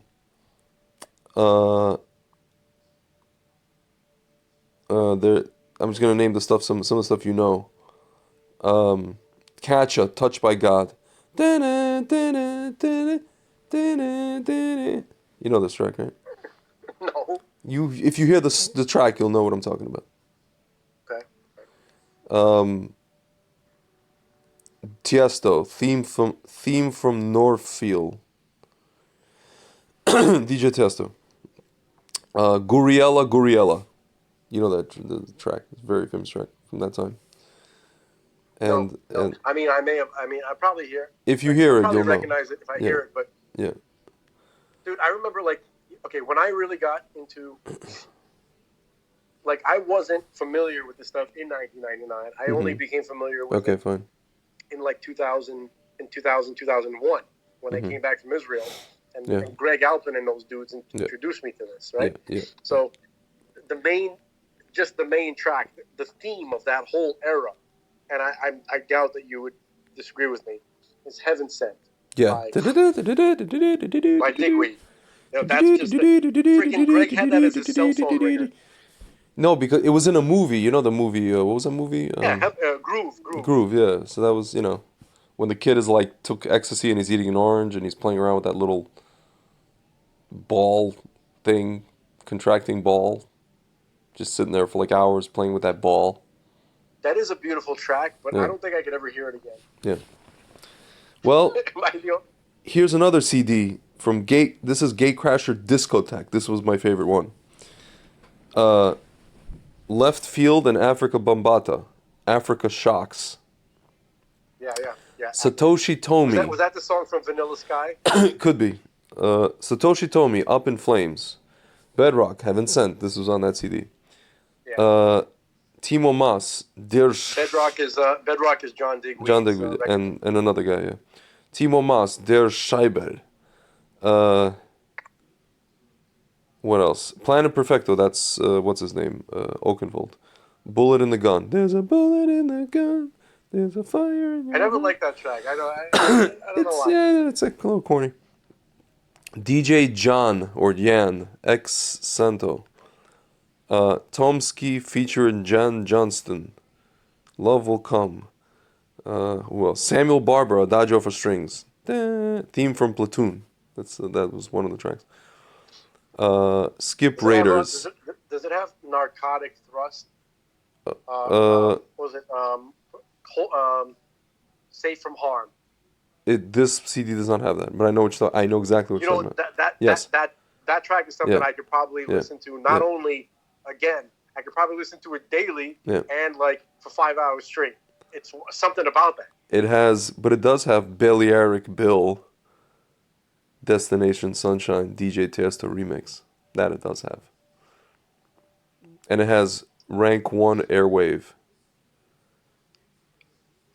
So, Greg, I think we're losing the stiffs. We're losing the stiffs, and we're gaining the people who, for those who know. Right, but we don't. This is like this isn't the snobbish kind of I know. esoteric dance music from New York show. But this is all from UK. This has nothing to do with New York. I mean, he came to New York. Dude, for me, it's New York. Carl Cox, Future 2000, Hybrid Remix. Gatecrasher Wet. I know Carl Cox is from Chicago. Matt Darey, Liberation. Fly Like an Angel, Ferry Corsten Remix. Lustral, Every Time. Carl Cox Chicago House? He was Chicago House, right? He was like straight up techno. Lustral. Carl Cox is Detroit, right? He's like from Detroit. No, Carl Cox is from UK, no. It's from UK. His style maybe from Detroit. Here. Detroit Tech. Something like that. Lustral, Every Time. Mike Colgan Remix. Blank and Jones, Cream. That was like a song that played on like music videos in Europe. Chicane, Saltwater. Dude, I'm telling you, I have half these things on vinyl. I have these things in my head. Agnelli and Nelson, Every Day, Every Time. Mauro Picotto, that was like techno, the Italian guy. Actually, you lost me there for a second. Mauro Picotto. It's like. Yeah. And Dave Clark, dude. I didn't hear anything Dave Clark. Yeah. That's pure techno. Yeah. Dave Clark. Yeah. Dark stuff. Dark. Yeah. You know who was into that? Glowboy. He was big into Dave Clark. I never met this person. I heard the name. Oh, you never met Glowboy? I kept hearing the name. It's like this lore that I never. He's a real guy. He's like a lore. He's a successful attorney now. Oh yeah. Yeah. What is his name? Eugene. What's his last name? I don't remember that. Okay. Eugene Glowboy. Блин. In any event. Everybody had like a little name when Yeah. you were growing up. Yeah. Kind of. I don't know what your name was, but Ramirez Hablando. Remember that track? That was something from Darren Emerson's Global Underground in Singapore. then I definitely know it then. Yeah. Because I have both of them. Yeah. I had Uruguay and Singapore. Yeah. What else do they have over here? Members of Mayday, Sonic Empire. You for sure have heard something like that. Kai Tracid, Life is Too Short. Folks, Greg is Brooklyn Bounce. He's a house nerd. Brooklyn Bounce, Club Bazaar. He's way more advanced than me. Way more. Brooklyn Bounce, Club Bazaar. Brooklyn Bounce. Yeah, DJ Tiesto, Suburban Train, Cosmic Gate remix. Push, Strange World. Dude,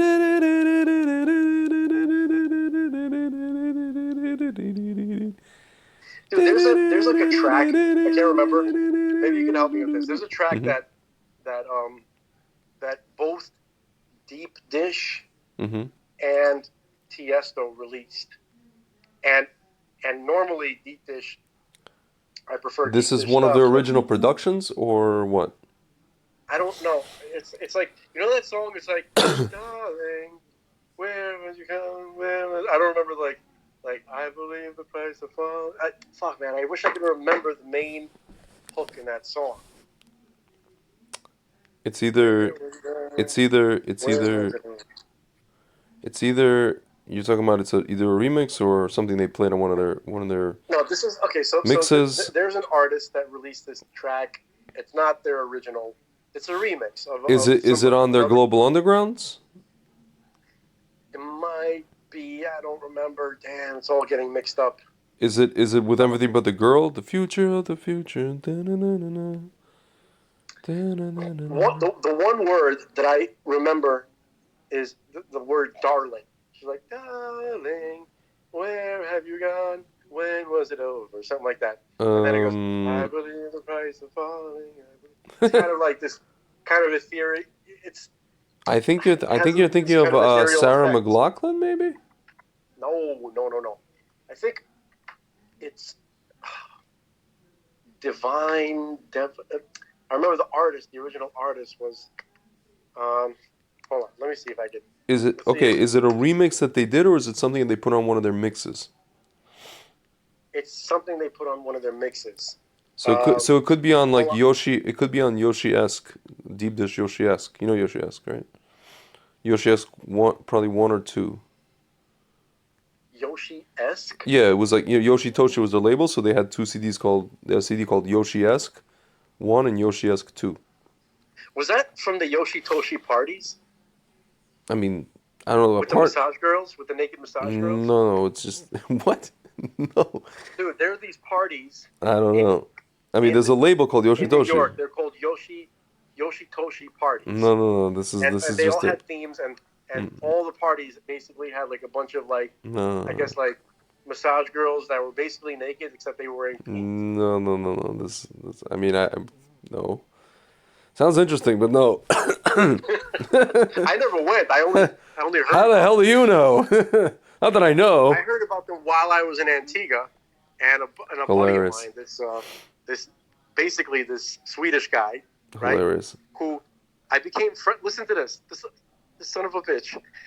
I'm not gonna say his name. He's still a buddy of mine. Okay, but so he overheard me at a bar talking. Yeah. And he's like, "Yeah, I'm Jewish too." And we're talking about like a 7-foot Swedish guy here, right? He's not 7 foot, but he's 6'6". Right? He could definitely be a center. Okay. Yeah. And I was like, "You're Jewish?" Mm-hmm. He's like, "Yeah." He goes, "Well, I'm not Jewish. I had like my father's grandfather on his father's side was Jewish, but yeah." I was like, okay, right? Yeah. Anyway, so we became friends, and so in the conversations, he learned everything about being a Jewish guy. right from where I'm from, the Russian. So while I was in Antigua, he took a business trip to New York. Yeah. Where he assumed my identity to get laid. That's hilarious. I inadvertently taught this guy what he needs to know. Hilarious. Crazy. Anyway, hilarious. I'm not going to get to that story. But hold on. Back to the song. 1 second. Yeah. Where has it gone? Hold on. Not where did we go? Where has it gone? Here. When was it over? When was it over? Man, this got weird. When was it? Listen, you want to get weird? Let's get weird. Sasha, Alex, no. I don't know. Okay, you know what? Hold on, Halsey. I think I know what you're talking about. Hang on a second. Maybe this one. Who are you? This is not it. This is a stupid YouTube commercial. No. Okay. Ladies and gentlemen, we're going to find this track. Nope, that's not it either. Hold on. 1 second. All right, this is my last attempt. Okay. Let's see. Tiesto.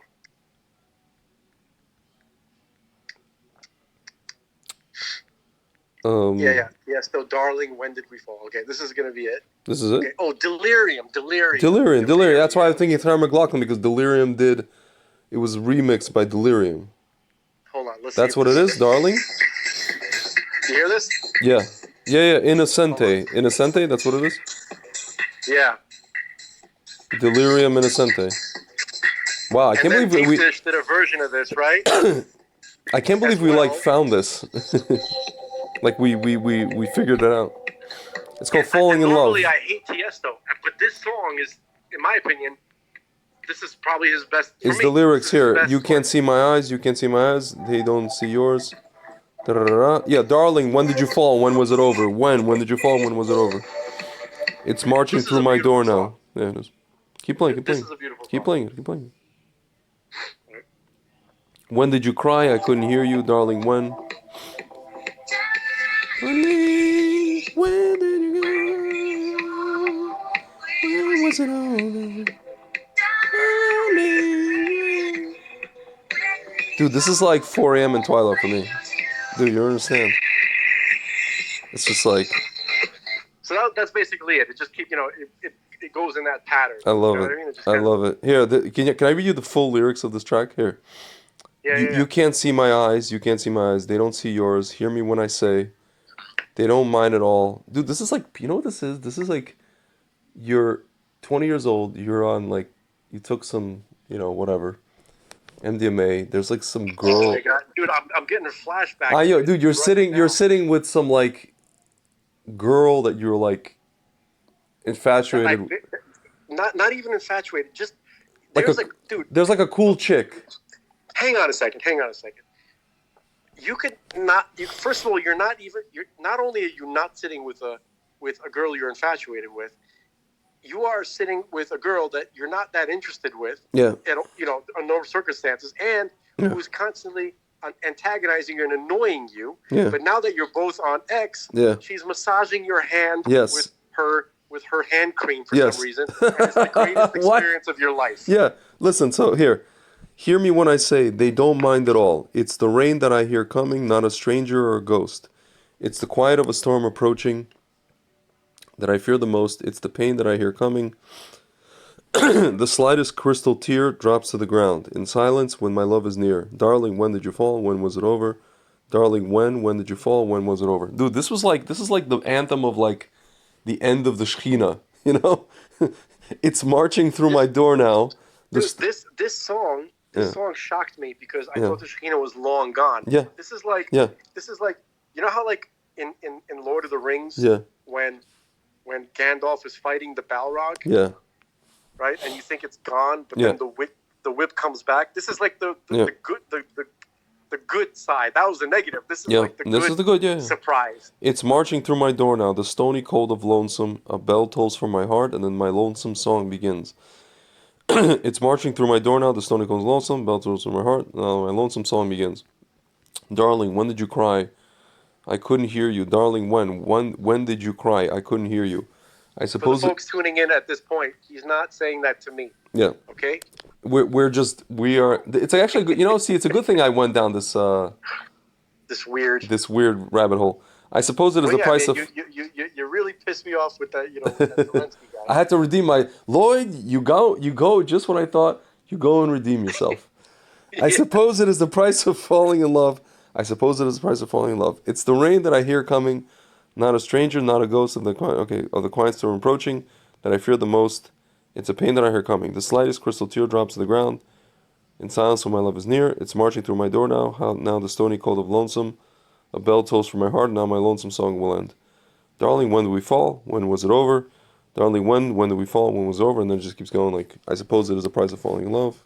I fear that it's the price of falling in love. Songwriters Leigh Nash and Bill Leeb.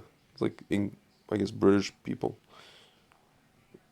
In a delirium. Yeah, it was. That's why I thought it was Sarah McLachlan because of the vocal, and then it's there was probably a delirium remix. I mean, they did delirium remixes of her.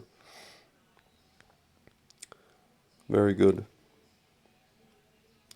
So, what do you think?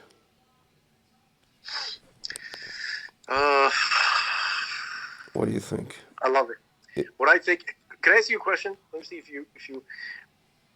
Do you ever have like Mashiach fantasies, right? Yeah. Where like those moments that you had, like listening to music at these clubs, whatever. It doesn't matter what the setting was. Yeah. All right, so it happened to be at a club, whatever.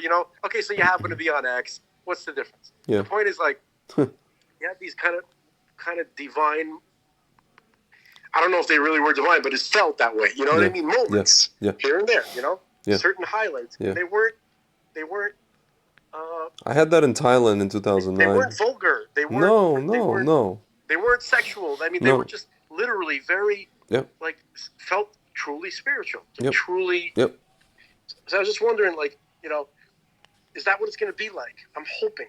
Was that a glimpse? It was a glimpse. Of course, it was a glimpse, man. Of course, it was a glimpse.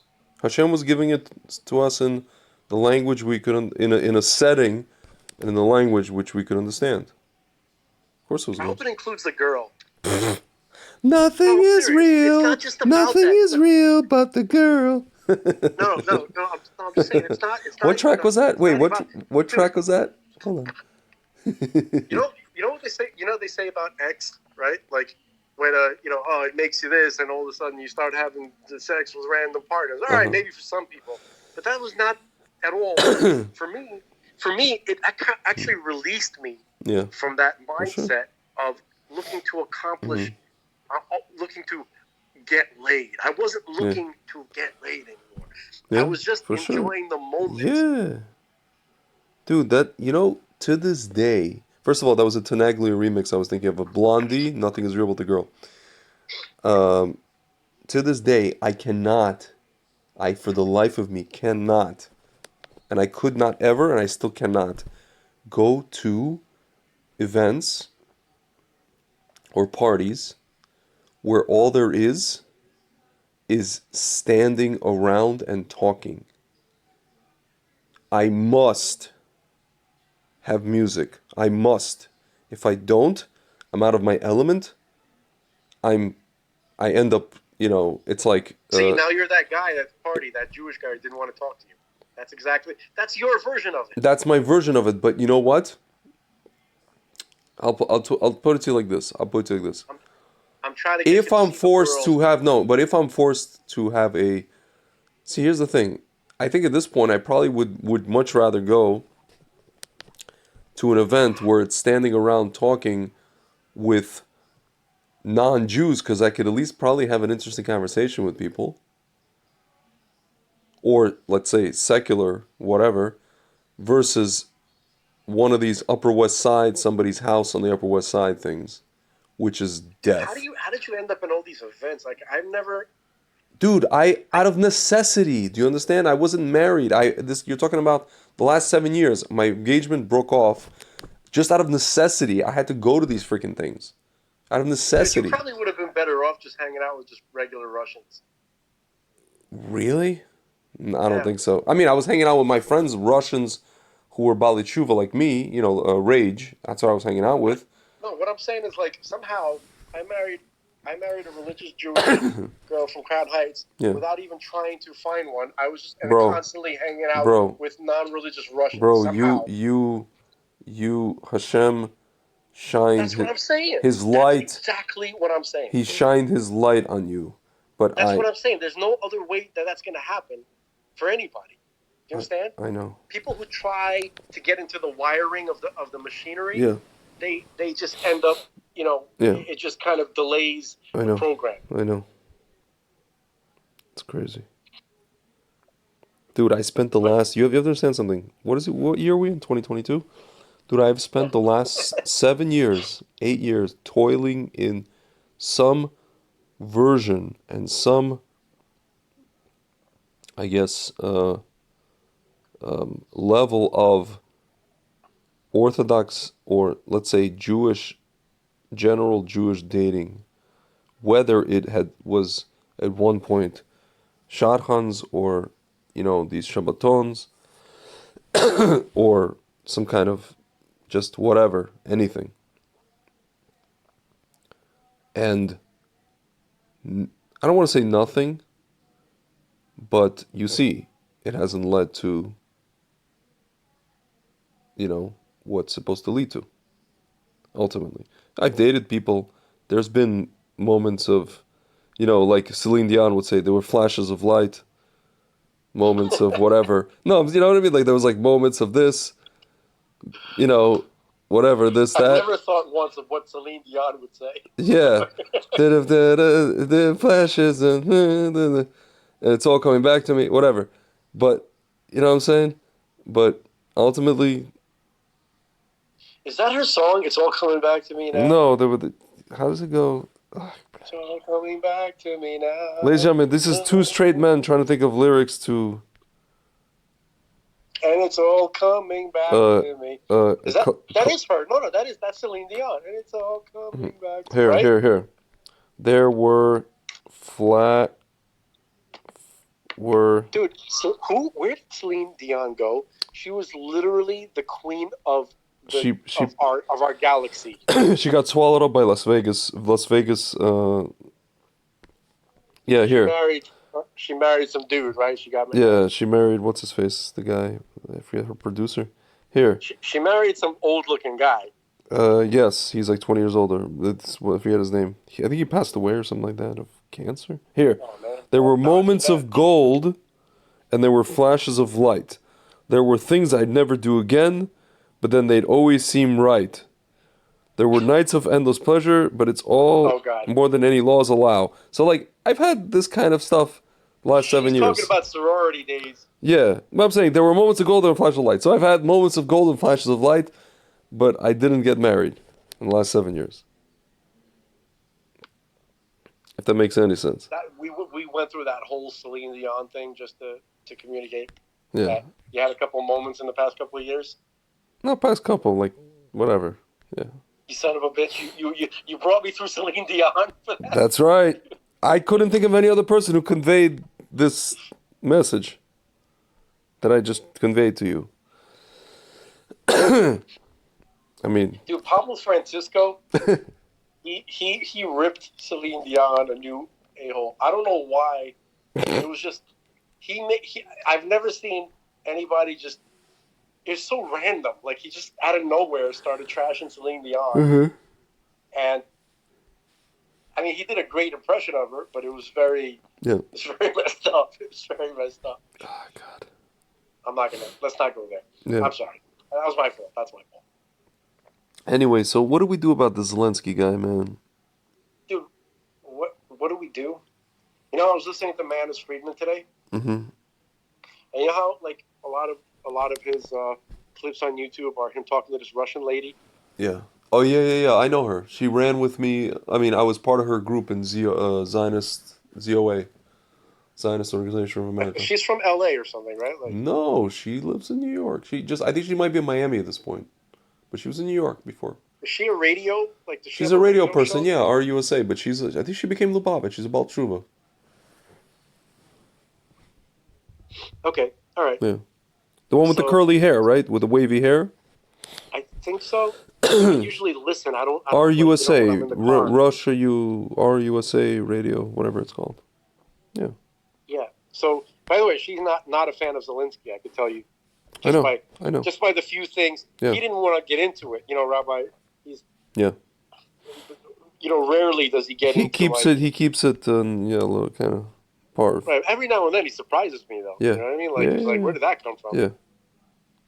Was he there all along? He just didn't want to. Yeah. Anyway, so funny. So basically, he was saying like, there's nothing we can do except wait. Mm-hmm. God didn't give us the power to do anything. Mm-hmm. He said that God has to come and he has to come and show us already. It's time. Mm-hmm. We can't stick up for him anymore. He said that. Yeah. He said God has to come and explain it himself. Yeah. Wow. I thought that was like Mizrahi. What is he saying? Don't listen to this. You must to do mitzvot and figure out and get into the pnimius. Don't ask God what to explain, and he doesn't know. He's angry all day, all night. You want God who's angry with you to explain to you? First do mitzvot. In a way you don't want to know. Yeah, he's like, yeah. If he explained to you, he would burn you on the street. What do you mean? Ma. You want explanation? You want nuclear weapon, that's what you will get. God don't like joke, just like woman. She don't like joke. I'm mixing. Did you ever hear in the history of the Torah that God have a sense of humor? Did you ever hear in the history of the Torah that one person have anything funny to say in the Torah? Actually, yeah. Even when they walked with Moshe Rabbeinu, they said to him, "You brought us out the desert to die. You think this is sarcastic? Ma? No, it's not funny." Are we there yet? We're going to turn around and go back to Egypt. It's not funny. What this is, The Simpsons to you? Family Guy, hypocrite. This liberal lefty hypocrite. Man, for somebody who claims, to be against humor, he's hilarious. I mean, I don't know if he's hilarious on purpose. No, dude, I went to his shiur on Avenue S in Ocean Parkway, and I sat there. Me and my friends from Rage, we sat there for like 2 hours. We were dying. He's like, "Why are you laughing? It's not like." I think at one point he just like did that. He was like, "Why are you laughing?" We were on the floor. Laughing, huh? We were in the, it was like the kind of theater seating. We were like in the aisles. Dude, dying. If I was in that lecture, I would be like, Rabbi, you cannot sit there and tell me that you're not trying to make me laugh. Seriously. You're trying to get me in trouble. Of course. Right? With God. Of course. You're saying all this funny stuff, and then you tell me God doesn't have a sense of humor. It looks like you're trying to get me in trouble. If you only knew that I am not trying, that I am setting you up for failure. And Gehenom. If you only knew that this is one giant practical joke from a rabbi, you would lose your mind and never come back here again. Listen, folks at home, obviously we seem to be lampooning Rabbi Mizrahi a lot, and we are. But I did want to say this. Okay. This man means well. I know he does. He is trying to accomplish something good. That has to be said. He's trying to accomplish something single-handedly that entire organizations actually fail at miserably. They do. So I don't agree with him. I don't agree with most of what he says, except for the liberal lefty. Yeah. When it comes to the liberal lefty, I'm Yeah. right. I'm with him Yeah. every step of the way. Yep. Okay. Yep. But I can't even say everything else. It's just like It's the method. The method. the method. As they used to say, broken glass. The message. The possible deliberate misleading people Yeah. into making them think stuff that isn't true to scare the hell out of them. Yeah. But But fear. he's trying, But it's only for good. fear works. You know that. Only fear. Did nothing work without fear. So he is trying. He really is trying to do good. He really is. Yeah. So in his heart, in his intentions, he's a good man. who's trying to save. He's feverishly trying to save as many people as possible, Yeah. and he's dedicated to it. Dude, but can I tell you And something? he does it in a messed up way. The stuff that he was talking about and the videos that, these kind of graphic videos that he was making, producing for years are, if you look at kind of what's been happening in the world the last 2 years, we're in like I would say the Diet Coke version of Ezekiel 37, Zachary 14. Wouldn't you say? Wouldn't you say we've been in like Zachary 14 for the past 3 years, 2 years? Why With don't this, you read it? Find the puzzle. let's read Zachary 14. Here. Zachary 14. If you only knew. Dude, I mean, it's like funny. We laugh, but it's not freaking funny at all. Here. It's not funny. It's just funny. I know. How Iraqi he is. I know. Here. Here. Behold, the day of the Lord cometh, when the spoil. I'm reading from Mechon Mamre, which is from the Hebrew. Yeah. When the spoil shall be divided in the midst of thee. For I will gather all the nations against Jerusalem to battle. Okay, so this is more like about Jerusalem. Okay. So now read it for regular people, not for Ben Shapiro. Okay, hold on. Hold on. Hold on, this is about Jerusalem. Hold on, I want to go maybe, here. 1 second. Let's do Ezekiel 37. It's either 37 or 38. You still there? Yeah, of course. Just slow and steady. Here. 1 second. This is the Valley of the Dry Bones. 1 second.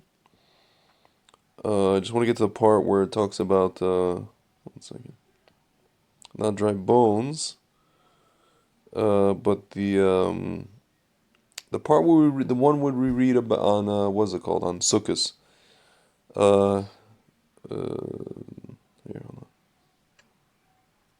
Here, hold on. That's not that. This is I want 38. I think it's 38. Here. There we go. Okay. And the word of the Lord came unto me, saying, okay, Son of man, set thy face toward Gog, of the land of Magog, the chief prince of Meshech and Tuval, and prophesy against him. And thus said, and say, thus said the Lord God, Behold, I am against thee, O Gog, chief prince of Meshech and Tubal, and I will turn thee about and put hooks into thy jaws, and I will bring thee forth in all thine army, horses and horsemen, of all of them clothed most gorgeously, a great company with buckler and shield, and all of them handling swords. Persia, Cush, and Put with them, all of them with shield and helmet, Gomer and all his bands, the house of Torgama, in the uttermost parts of the north, and all his bands, even many peoples with thee. Be thou prepared and prepare for thyself, thou and all thy company that are assembled unto thee, and be thou guarded of them. After many days thou shalt be mustered for service in the latter days. I want to get to the part where he talks about here. 1 second.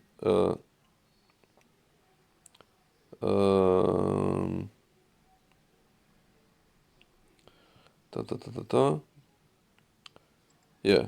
Thou shalt come up against my people Israel as a cloud to cover the land. It shall be in the end of days, and I will bring thee against my land, that the nations may know me when I shall be sanctified through thee, O Gog, before their eyes.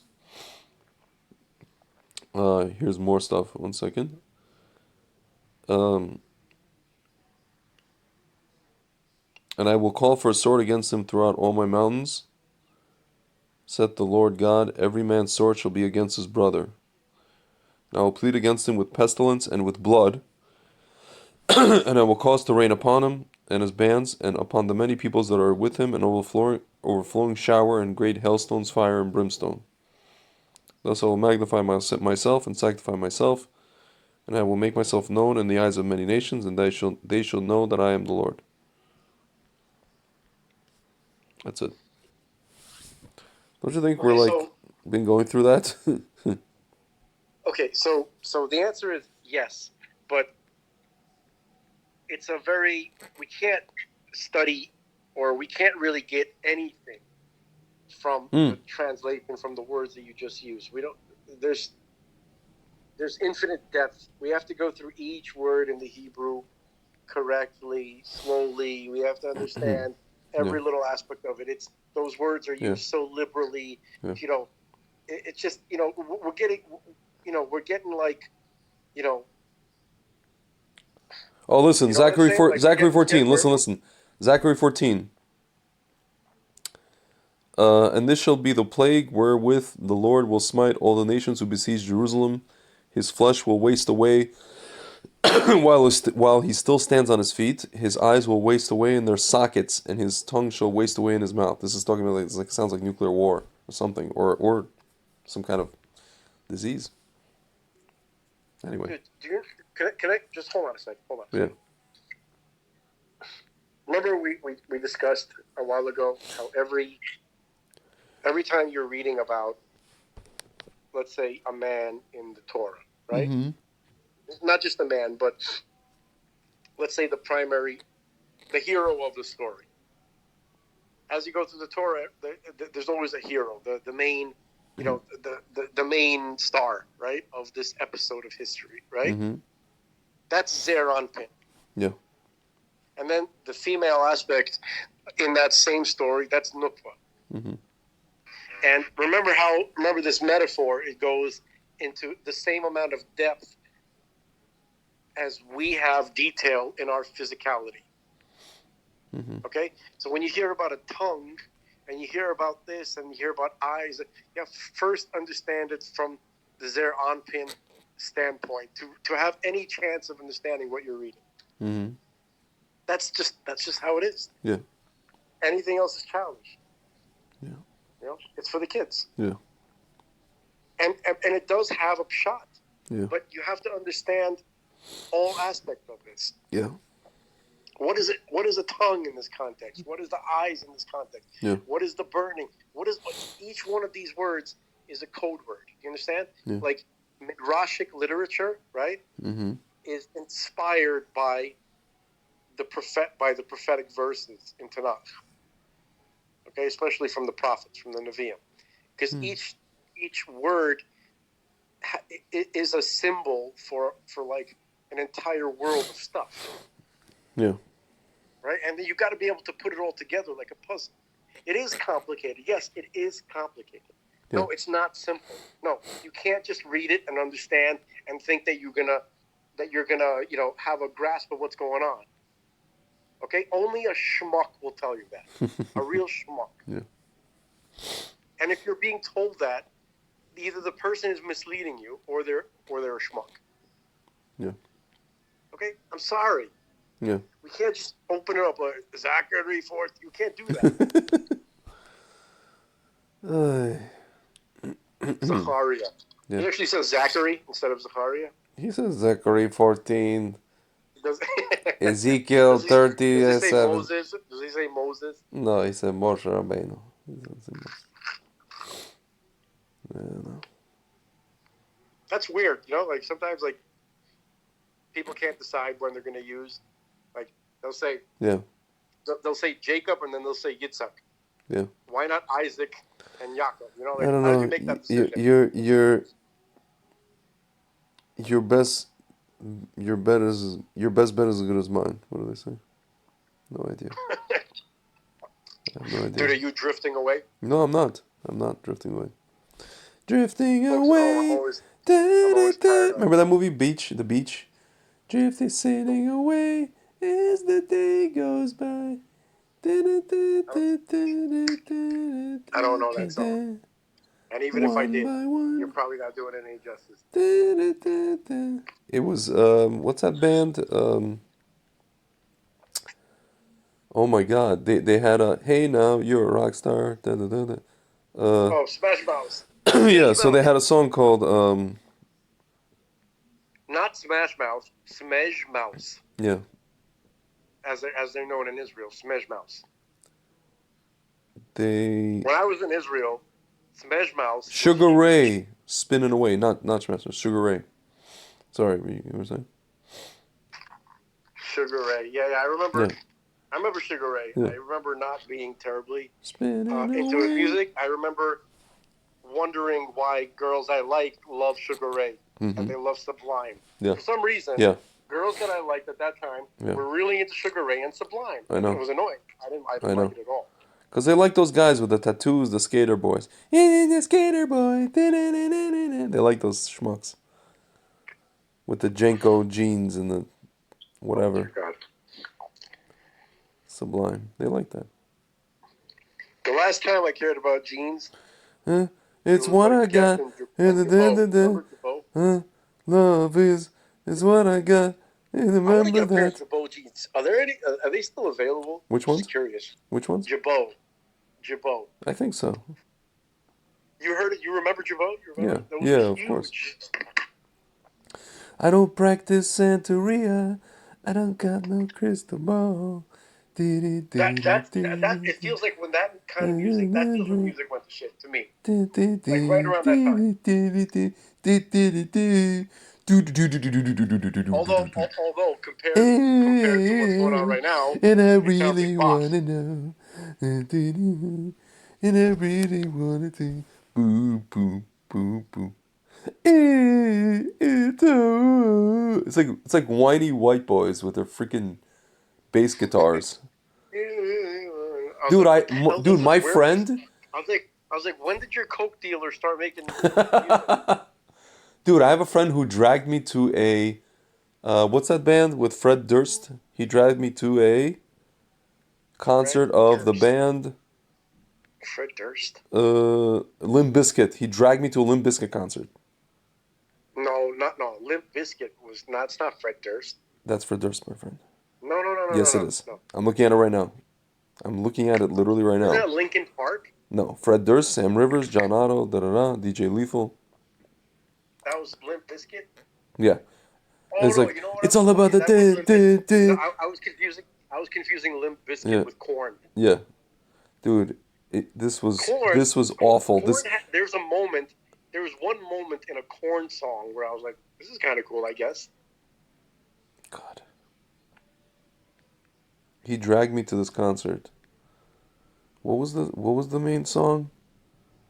Uh, it's all about that nookie. So you could take the and save it, stick it up here. What was that song? I have no idea. That's terrible. Dude, that's when I disconnected. I was so Terrible. And he thought it was good. I'm like, gosh. Yeah, dude. That's when. That's right after. That's American Pie. That's Yeah, that whole era. That's when Spice Girls and all that whole shit. That whole era. Oh my god. Oh my god. Help me. Oh my god. I turn to you like a flower. That was the biggest song. I could not get away from it. I could not get away from that song, dude. When I got back, I wanted to run to Ecuador. I wanted to run to. Oh, you mean like Zanzibar. Ecuador? That's actually pretty good. I would rather listen to that song. Sash. Sash. Ecuador. Right. I would, Dude, that song, what you're just singing. all I can think of is glow sticks. Glow sticks. What you're just singing reminds me of Susan Vega, Tom's Diner. You know what I'm talking about? That's, I was I would rather walking listen to that. I actually like that song. through the And it had a pretty cool, bass. It first came out as just like her vocals, Mm-hmm. and then somebody did, Mhm. they added like Yeah. house, Yeah. bass and drums to it. Yeah. A house beat. Dude, all I can think of is glow sticks when I hear Sash. Ecuador. Glow sticks. Did you do the thing where you tied ropes to glow sticks and you did this whole like ninja shit with glow sticks? I did not do that. And probably I certainly saw Greg do that, hit and it was pretty cool. and cool until he hits himself in the face with one of them, right? No, Greg did a great job. Oh yeah. I tried that and I accidentally hit myself in the balls with it. It's always the fat boys who are like so adroit with those glow sticks. Dude, Greg was a good dancer too. I know he was, yeah. Probably he still is. Yeah. Anyway, so can I tell you a story? Yeah. This is actually when I saw Greg do this. Mm-hmm. Okay, this is like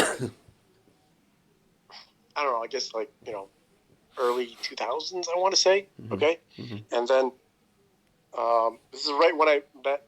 Right around the time I met Eric Voss, the DJ, mutual friend of ours. Yeah.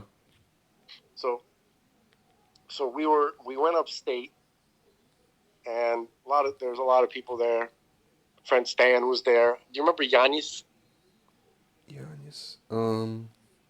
Whatever, don't worry about it. So Yeah. this guy Yanis was there, and some of the girls that we knew, and we were staying at Eric's bungalow.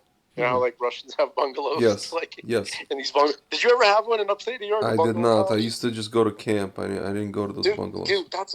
Dude, you missed the part of the Russian experience big time. So no, I didn't because I went to Russian Jewish summer camp. It was the same thing. No, that's something else. That really is something else. I'm just saying, dude. My because grandmother's in summer camp, you don't have babushkas. I know because my grandmothers weren't the type to do that stuff. Right. So they weren't so involved. When you go upstate New York, you have like babushkas, you have grandmas there watching the kids. Mm-hmm. You have teenagers. You have many different age groups, levels. You have parents coming on the weekend. When they get off from work, and it's an interesting dynamic. And then you have the local people, right? The people from the town where the bungalow colony is. That's a very interesting thing. Yeah. Anyway, so the first night or the second night that we're there, they decide to have like a little rave party. There's a huge field outside of the bungalow colony. Actually, it's inside. It's within the bounds of the bungalow colony. Okay, and they have this huge sprawling open field. Okay, so they brought cars there, and they kind of created like a perimeter with cars, and they were playing music from the cars, and they lit up the place with the car lights, with the headlamps. Yeah. Okay, and then we're having this like kind of cool party rave, I guess, like a makeshift rave. And so we all took X, okay? Yeah. And this is my one and only like hallucinatory experience from X. It's the first time I've never had anything like this. Yeah. Okay? Yeah. So some of the other guys were taking shrooms, and I'm just counting on the fact that I wasn't given any of them, although it wouldn't shock me. Okay? So I'm sitting there and having a great time, listening to music. All of a sudden I get really thirsty. And I'm sitting on the grass, and all of a sudden I see like my friend's sitting over there, and I'm like, dude, can you pass me that gallon of water? Like they have those plastic gallons with the handle, with the little the little plastic cap that you just pop off, right? Yeah. So I was like, oh, perfect. I was like, give me that. Can you please pass me the water? And they're like, I was like, they're looking at me. I'm like, what the hell? I'm thirsty. Why are you guys giving me?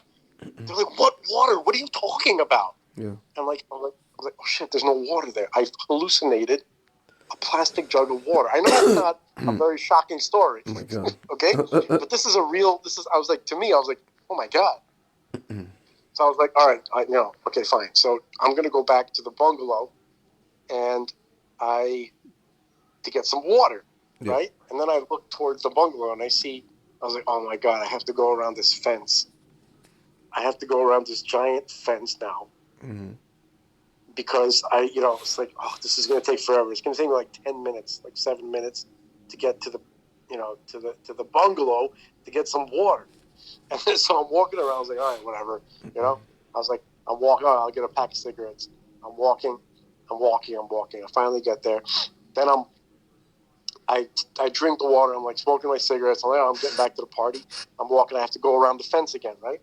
And everybody's like looking at me, and and they're like, dude, what the hell are you doing? Mm. I'm like, what? I was scared. I was like, I didn't realize. Like, I thought. I was like, they're like, why are you walking in a giant curve? I'm like, what are you talking about? They're like, just why don't you go straight?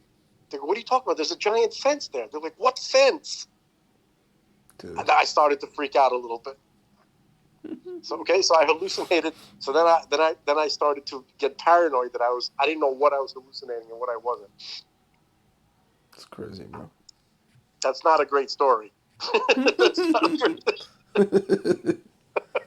It's absolutely insane, though. It's it's not a great story, but it was sure fun to remember. Gosh. Anyway, that's when Greg did his glow stick show. So it's basically the story is your fault. It's your fault that I went down the road. Oh man, unbelievable, unbelievable. How did we even live through those days? And like, how are we not upset that they? I mean, I guess we are upset that those days are gone. It's not, like those days.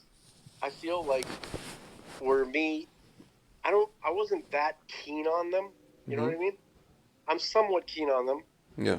Okay, but I remember being most of the time not happy in those days. Really? Why? Like, yeah, it was. I'm not gonna get into that. It was just like it was a struggle.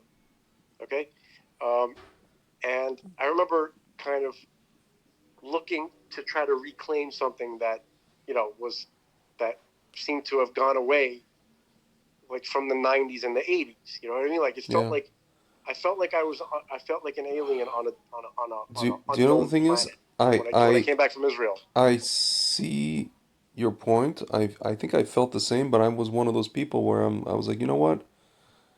I have no choice but to go with the flow, and I just kind of again buried Yeah, myself in. no, I buried no, that's myself what I did. in the house music thing from again That's what I from did like too. 2000 until 2008. Not only that, not only going to clubs, but like actually DJing myself and all that kind of stuff to where I wasn't even part of mainstream anything like music wise. And uh, yeah, from 2000 to 2009. So then after I became Baltruva, it's like, I hold just on a second. realized something. Yeah. Hold The on a reason, second. Hold on a second. what you say? Hold on Okay. 1 second. Sorry, I thought somebody's gonna come in. Anyway, go on. Sorry. I remember like when I came back from Israel, right? I went to Morristown for a year. For, Like complete. what did your dad want? He wanted to know where my cat was. Oh, well, tell him. I That's have no important. idea. I have no idea where he is. But it was just like a barge, like. Okay, fine. So, dude, that's your father. He can I barge. know, I That's what know. they. It was That's just what. like That's what they do. I know. They barge. Baruch Hashem, whatever. I don't live here Barge like anymore. crazy. I'm just sleeping here tonight, but I'm not. Yeah. They barge like insane. Yeah. Anyway, Okay, they should so be called bargers. yeah, like the boats, the barges, yeah. Yeah, that's a. Pontoons. Pontoons. That's exact. God bless them. Yeah. Thank Yeah. God. Baruch Hashem. So yeah. So all right. So no. So basically, when I so I so when I went to Morristown for a year. Got kicked out. Mhm. So I felt kind of lost. That right there, I just kind of because that derailed my whole like plan for what I was gonna how I was gonna go about like getting a degree, and I wanted to like do yeshiva and get college credits, Mhm. and then like but basically if I didn't finish that program, then everything that I had accumulated until that time was unusable anyway in most of the places, right? So either I finish Morristown and I get like the degree in Judaic studies, and then I can continue for like a year. Like the degree itself is recognized at other colleges, but the if you don't get the degree from the rabbinical college, Mhm. right?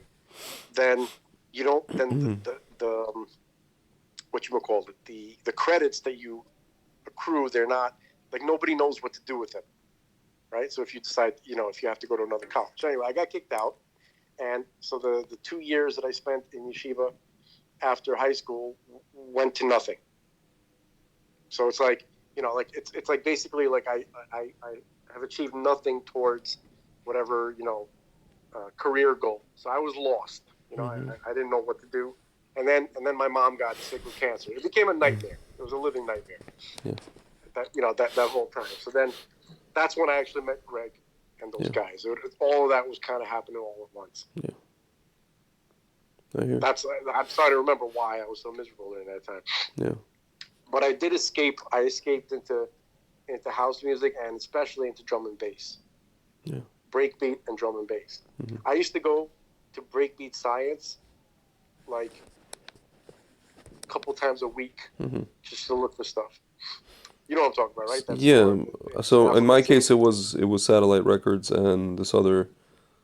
There was this record store owned by a Japanese guy on 11th Street. Very little known record store. Very small, but it was actually even better than Satellite Records, and they had like all What, this. what was it called? I probably my Um, he had a lot of like progressive, but he also had a lot of techno. I Um, went to two record stores because I would go with Arson and Greg. There were two record stores that they went to. One of them was Satellite, and the other one was on 11 only I can East remember. 11th Street, it was called. Are you thinking of Halcyon, maybe in Brooklyn, No, or Halcyon was or this Dope awesome. or Dope Jams? Halcyon was off the hook like lounge. You're thinking, or maybe Dope Jams. No, Halcyon was a lounge in Brooklyn, There's which also was awesome. there was also Dope Jams. One second, East 11th, New York. Man, what was the name? One second, one second. Satellite record. It wasn't It Halcyon. wasn't Academy. It wasn't. One second. It closed. It's since I closed. the place that I'm talking about. That's not Satellite Records. That's not Halcyon. I saw Armin van Helden there. That's funny. He was wearing like for some reason he was wearing like one of those like Pakistani like dresses. Not a dress, but Yeah, like those like yeah. garments that they wear. Like The shikis, long, yeah, the shiki things. it's not the shiki. Yeah, It's like Pakistani dudes what they yeah, wear. yeah, The yeah. shiki is more like Yeah, like Free Huey. Like yeah, Swahili. yeah. Blin, what was the name of this record store? I say. Hold on. Was it Academy maybe? There's one called Academy here. Hold on. 2000 and let's say two. Satellite was the big one. Satellite was a big one, yeah. But maybe Rainbow Music. Oh man, I can't remember. Gonna have to ask Alpin. He knows for sure. Yeah. There was dance tracks. It could have been dance tracks. I think it was Guess dan- so. I think it It's was not ringing I a think it bell. was dance tracks. Hold on. Hold on. I'm gonna find this. I have to find this. Oh, it's driving me crazy. Hold on. While we're thinking about that, do you remember SoulSeek? That's where I really Of got most of course. Oh, dude, I still use it. I still use SoulSeek. it. SoulSeek is still around. They still got it. Of course, I still use it. Dude, all the greatest albums that Yeah, I had that I dude, listened to like religiously I still use it. was off of SoulSeek. I never even Kidding me? most of the most. Sorry, LTJ Bookham and MC Conrad, but most of the stuff that I listened to, Yeah, for free. I enjoyed greatly. I got Yeah. over there. Yeah, bro. Although later on, I did buy a bunch of stuff too. Of course. I never bought vinyl because I didn't have any turntables. But There was one. I guess this one replaced. It was on East 10th. I think it was Dance Tracks. Shit. No, it was not Dance Tracks. There's one now called Manhattan 45. Dance Music Record Store arrives on 10th Street. Let's see, hold on. Da-da-da-da. It was. What was it before? Death and Life of Great Record Stores. Okay. There was one called Open. Here you go. One second. is Greg on the verge of When I hear the name, I will Thanks, know. folks. I will know what it was called. One second. Was it Rainbow Music? No. Rebel? No. The Sound Library? No. Was it Turntable Lab? No. Rincon? No. This is Oh, killing wait, me. what was the last one? What was the last one? Rincon. No. No. My God, this is killing me. um, whatever. I'll find it. But Halcyon, how much time did you spend in the Halcyon? No, I've never actually. I maybe went once.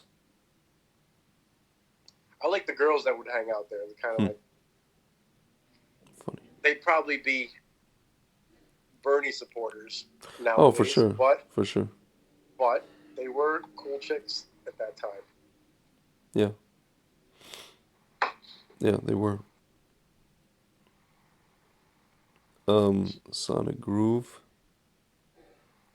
Nope. Man, what was the name of that damn place? So there's another place besides Satellite, right? That you frequented all. I used to go there all the damn time. Vinyl Market, Yeah, that's the one. East 10th. Yeah. Holy flip. Yeah. For Yeah, crying yeah. out loud. Japanese owner. Yeah, that's right. So he had. You know why it was so hard to remember that? Why? Because it's so Because typical. vinyl. It's too simple. It's like where'd you go buy jeans? Remember that cool jean shop? Yep. Yeah, it was called Jeans. Exactly. Here. Okay.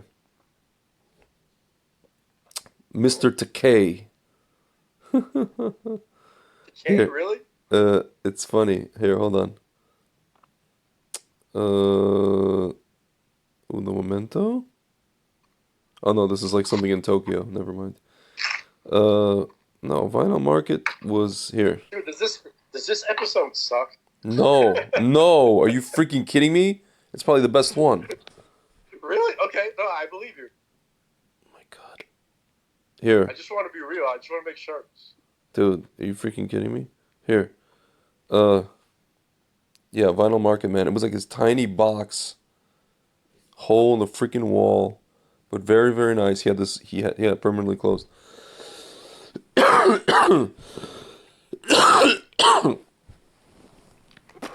Oh my goodness. Here. Lublin.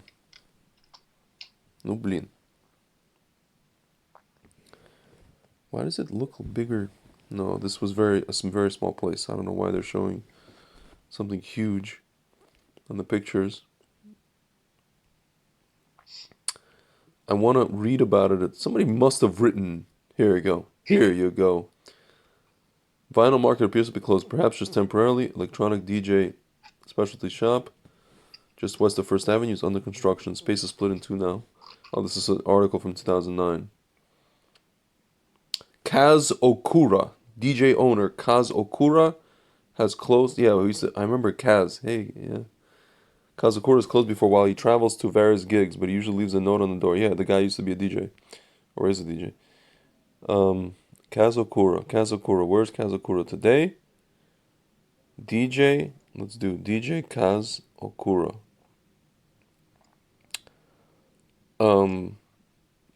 Hello. Where'd you go? Yeah. No, not you. I'm trying to. No, not you. Wow, this guy disappeared, huh? What the flip?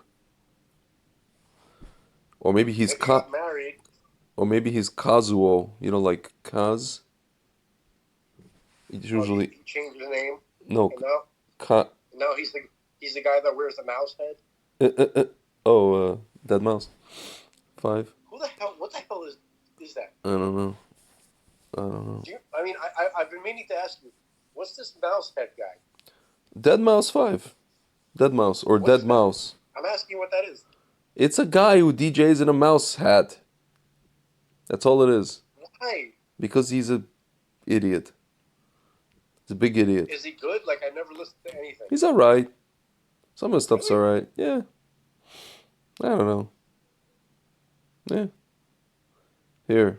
Like Buckethead. Remember the Buckethead, the guitarist? Yeah. Rock guitarist? He's actually also Yeah, a guitarist. no, it's great, yeah.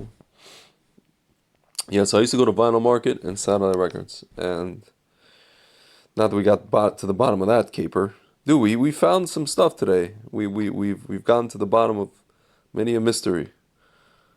Like, okay, so we figured out the vinyl. You reminded me of Halcyon, place I actually enjoyed. And we figured out the lyrics, what track that was. We spot we Oh yeah, we that's right. That's right. we what is it? Train spotted ourselves.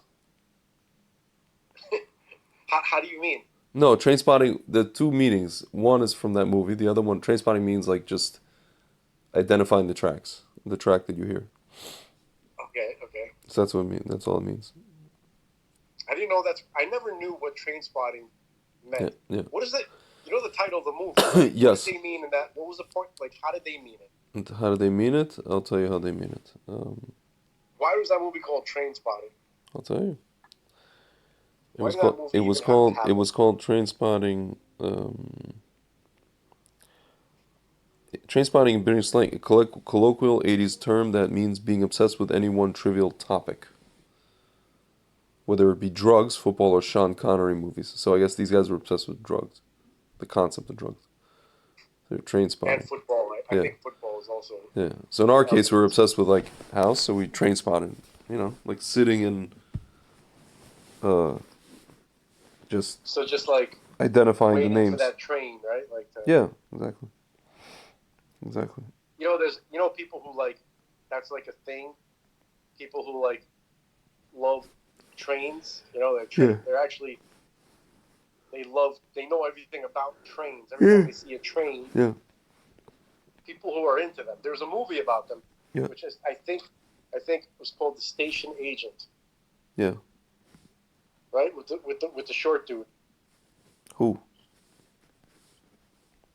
This actor he was I never watched the show, but what do you call it? The freaking Dragon Show on HBO. Oh, Game of Mm-hmm. Thrones. Game of Oh, Thrones. the trick. Huh. What is it? What? You talking about Peter Dinklage, the little Yes, Dinklage. Exactly. Yes. Okay. funny. He was like the station. He was the main. He was the main character in that movie. He was the dude. He was like the main actor, and Hilarious. he was like obsessed with trains, everything about train stations, and he would spot them, and then this guy, this funny actor. Oh man, I'm gonna look this up right now because I actually like the guy who became his friend. Hmm. The guy started annoying him. He's like, Funny. and then Peter Dinklage just like, what does this guy want from me? Why won't he leave me alone? And he's just kind of like a lonely guy who was looking for a friend, wanted to be friends with him, and he's a cool guy. Hold on. He was in a lot of Station Agent. Hold on. You know what I'm talking about. Right? Yeah. Oh, this guy, hold on. Station 2003. Yeah, damn. Bobby Cannavale. Bobby Cannavale, yeah.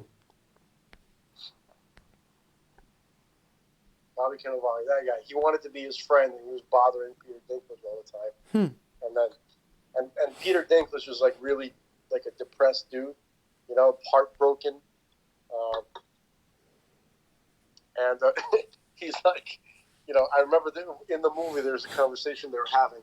They're like, some lady broke Peter Dinklage's heart, and Bobby Cannavale, he was trying to prod him for information, right? He's like, tell me about it. He was fascinated. He's like, was she a regular sized lady? And the guy's like, yes, she was a regular sized lady. You know what I mean? Yeah. Because Peter Dinklage is Slightly he's a short. little person. Yeah. What we used to call a midget. Yeah. We used to call a midget was a normal word, yeah. which was used to refer people with this condition. If I'm not mistaken. Yeah. There's also dwarfs, but that's something else. That looks that's different. Yeah. A little person is a different condition. Yeah. So and it's rough. Yeah. That is a rough. Yeah.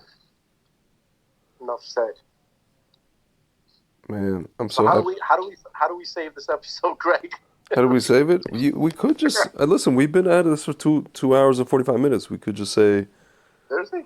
we could just say that we actually um, opened. I feel like we opened listeners to a whole new layer of the onion. If you're talking about radical, what do you say? Radical honesty? Or what? No, Oh, what? oh, you mean truth fanatics? Truth fanatics. Yeah, I keep thinking of radical something. If you talk about truth fanaticism, dude, we went, ISIS level tonight in that respect. That's, I think. we were truth terrorists. How's Truth, that? yeah, seriously, man. Like, you know, no joke. So You I'm going know. to go to the Trugmans right now because I just remembered that we should do a little bit of the numbers. Right? Yeah, We're going to look up 61 and 62. Just yeah, quickly. do that, All right. and then we'll end off on that. Yes. Yes. And for the folks at home, the Trugmans, it's a website that has this great gematria program, gematria calculator. Right. Hmm. When you type it in, it gives you. Well, it's hard to explain. Just check it out yourself. Hmm. But if I type in a number, it'll give you all the words in the scripture, the Hebrew scripture, Hmm. that matches that number. Yeah. Okay, because every Hebrew word is also a number. So Yeah. let's do 60. First, let's do 61. Samach Aleph. Right? Samach. There it is. Samach Aleph. That was last episode. Let's see what we get. Okay, so we get Genesis chapter 1, verse 14, the word Hayom, the day. Yeah. 61, okay. Okay, so the second, Ki lo, because not, or because no, okay. Hmm. Then we get the word Ain. That's interesting. Ain. Yeah. Right? Which means ani as well. Yeah. Okay? Ain means not. And it's also kind of a reference indirectly to God, which is interesting. Then we have Hayom. Okay, then we have Have Kihu. Hava Kihu. Okay. Vehevel Hevi. And Havel he brought. Hevel. Yeah. And Abel brought. Interesting. Okay. Okay. Okay. Hu Yalda is a girl child. Okay. Holido, Holido, Holido, Holido, Holido, Holido. He begat, right? Hmm. Yochal, Alicha, Laich, Haloch, Bo Noach. Come Noach. Interesting. Ham Avi. Ham, the father of. Interesting. Le'el, Ani, Alhu. Okay. All right. I think that's probably got a good taste of 61. But again, the first occurrence, the first instance of a word that has the gematria of 61 is Hayom. Hmm. Which Hayom means today, right? Yeah. Yep. Okay. Interesting. All right. Now let's look at 62. Okay. 62. Okay. Samach Bet. Tomorrow is going to be Sag, by the way. I mean, the next episode. Hmm. The Sag has to be more Jewy stuff in it. Yeah. Okay. So Samach Bet 62. Okay, the first occurrence is in Genesis chapter 1, verse 4. Bain. Hmm. Right? Vayar Elohim et haor ki tov. By the way, you know how it's translated like because it was good? kitov, that it was good. Mm-hmm. The actual real definition of that, Yeah. because it was useful. Interesting. Tov means useful. Yeah. Yep. So what? Tov me'od is very useful, or what? Yes, useful Interesting. specifically for man. No, when God was, every time God mentions something in this chapter 1 of Bereshit, whenever he says, and it was good, Yeah. the real translation was, and it is useful. So when but it means useful for man's purposes. So when my father used to say, "Хороший человек — это не профессия, a good person is not a profession," he's actually right. Yeah. You gotta be useful, man. I learned that. I've heard that in many different ways, Yep. aimed at myself. Yep. Isn't that so Not nice? exactly in those words. It really makes you feel so good, doesn't it? You're a nice boy, but right? You're a nice boy, but No, that I didn't heard. I just heard хороший человек — это не профессия. Being a good person is not a profession. Right. That's what I heard. Well, maybe maybe there's more to being a person than having a profession. That is true. But no one ever told them that in Mitzrayim. Right. No, right. No. Welcome to Mitzrayim. Right. No. In Russia. Yeah. Life, you not have life. Life have you. Exactly. Like, In Soviet Russia, in Soviet Russia. phone calls you.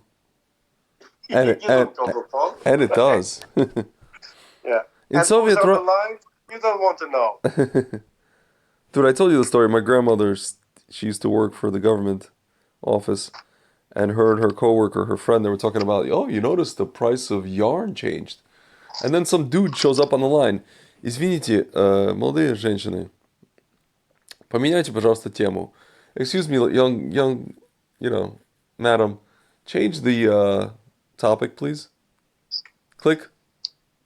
Okay, let me explain the story to the folks at home. Yeah. I've heard, by the way, I love this story. I've heard you say it before. Yeah. So Greg's grandma, when she was a younger lady, worked at what was the kind of office? It was like one of these, kind of, counting provisions of government, whatever. Supplies. Some kind of government stuff. Supplies, okay. Yeah. Government supplies. Right. So she was on the phone, probably during a break, talking to one of her friends, and one of them just happened to mention that the price of yarn had gone up. Yeah. Or changed, or gone up, whatever, yeah. Or changed, or gone up, right? Yeah. Now the topic could be problematic. Yeah, because it's a government-controlled price. So you're talking about a price that's controlled by the government. Right. So by mentioning the fact that it changed, the fact that you noticed it, it could be considered. It could be viewed as a criticism. Yeah, it's like if you post about Shmovid on YouTube, you get flagged. Right. Okay. So when they were talking about it, right, a voice. So you have two women having a phone call, and then a voice comes out of nowhere, a third voice. Yep. And that says, "Ladies, yeah, change the topic of the conversation." Yeah. Yep.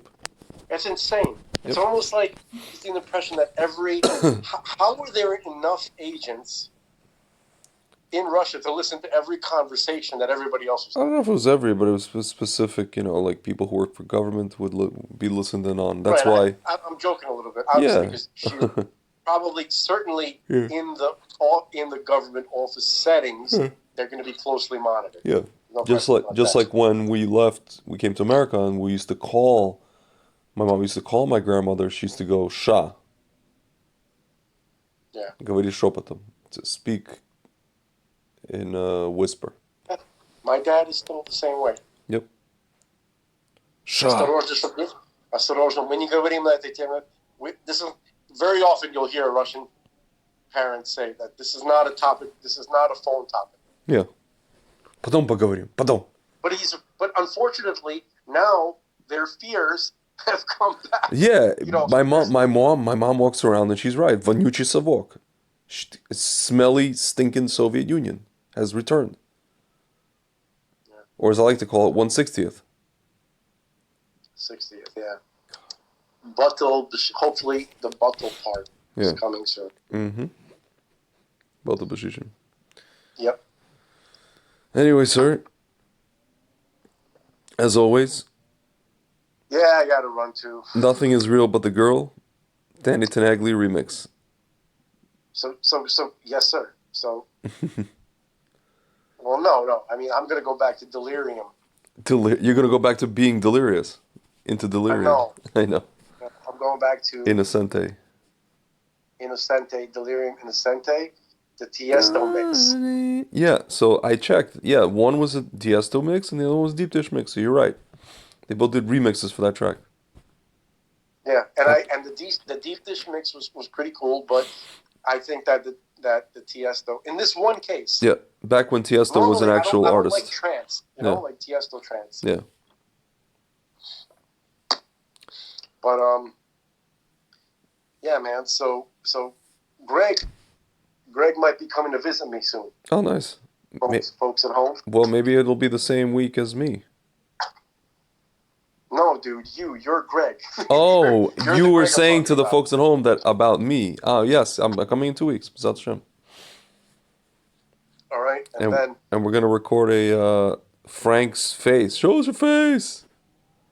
I don't know why Greg thinks that this is gonna be helpful in terms of gaining viewers. Oh, it'll be helpful, Jerry. Part of me thinks Greg is trying to tank this whole idea. You know what we're gonna do? We're gonna hang a Kenny Rogers roaster sign. He was red. to his friend Ben, and he's like, all right, I gotta end these episodes. All we gotta do is show Frank's face. No, Ben. No. It wasn't Ben. I didn't know who else to mention. It was just I don't know anybody. I don't know anybody else that you talk to regularly. We're gonna get a Kenny Rogers sign and we're gonna put it up above us as we're filming, and we're gonna end up. Definitely got to get Paul. Oh yeah, Paul probably thinks I'm ignoring him. Yeah. But he doesn't. He's not aware that I just had a loss in my family. My mother and father are here, and there's all this, and pregnant wife, and I got all this stuff going on. Yeah. But I want him to join us in one of this, like soon, in one of the episodes. Yeah, we will. Can you talk to him? Yeah, I will. We'll set it up. And dude, what about Rabbi Weisberg? That's a biggie. I still have to. I'm jumping on that. I'm gonna jump on that. Okay. By the way, I was wondering. You notice when he speaks in his videos, he speaks from kind of a teleprompter prepared thing. You think he will be able to just riff with us, or at least I don't know. We could at least ask him. Yeah, meaning like I could. Rabbi. We could ask him to. Maybe we could just talk about the stuff that he talks about. We can. I'm not looking for gotcha. No gotcha. I mean, I'm saying like you saw. I asked Rabbi Kessin questions, and he was able to kind of answer them in a very kind of. I don't think we can do that with Rabbi Weisberg. We can, right? Rabbi Kessin seems like he's. I don't know. I mean, I don't know. Rabbi Kessin seems like he thinks on his feet more. Yeah, man. Let's just let's see how we could just feel it out. However we could tell what he's comfortable with and not during within a couple of seconds. Let's just go. Let's go with that. Yeah. You think Mizrahi would ever come on? If you only knew what happened if I went on your show, you would get you would get more hits than you did combined from previous all the episode. I didn't think of that, but he's just right. From me. He's actually right. You know how many Baalei Teshuva I make? As many as they left. I scared them half to death so much they got scared of being religious. Yeah. All right. Sorry. Anyway. I'm going to the Regal Beagle. And I'm going to go to Gehenna. All right. I'll see you later. No. That's for sure. All right. So I'll take you down to the Regal Beagle when you come down. Tell Mr. Furley, do not be a hypocrite. Do not look at the ladies with the skyscraper heel and shadel to the floor. And Chrissy. Why? Again, I tell you, that's his only reason for living. The Vinny, Christine, she's Chrissy. They call her Chrissy with the blonde and big boobs. They do the little dance, make the little love, get down tonight. Even the 70s, they didn't care. They did all the drugs. Shake your booty. Shake your booty. All the drug. You see the man living with two women. See, goyim.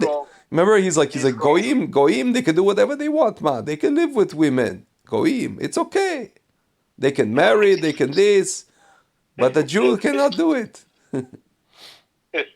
It's just like, dude, it's so true though. It's so true. They can live. They can do whatever they want. I'm pissing myself. I can't talk about this right now. All right. All right, man. All right, bro. All right, I'll talk to you later. All right, thanks.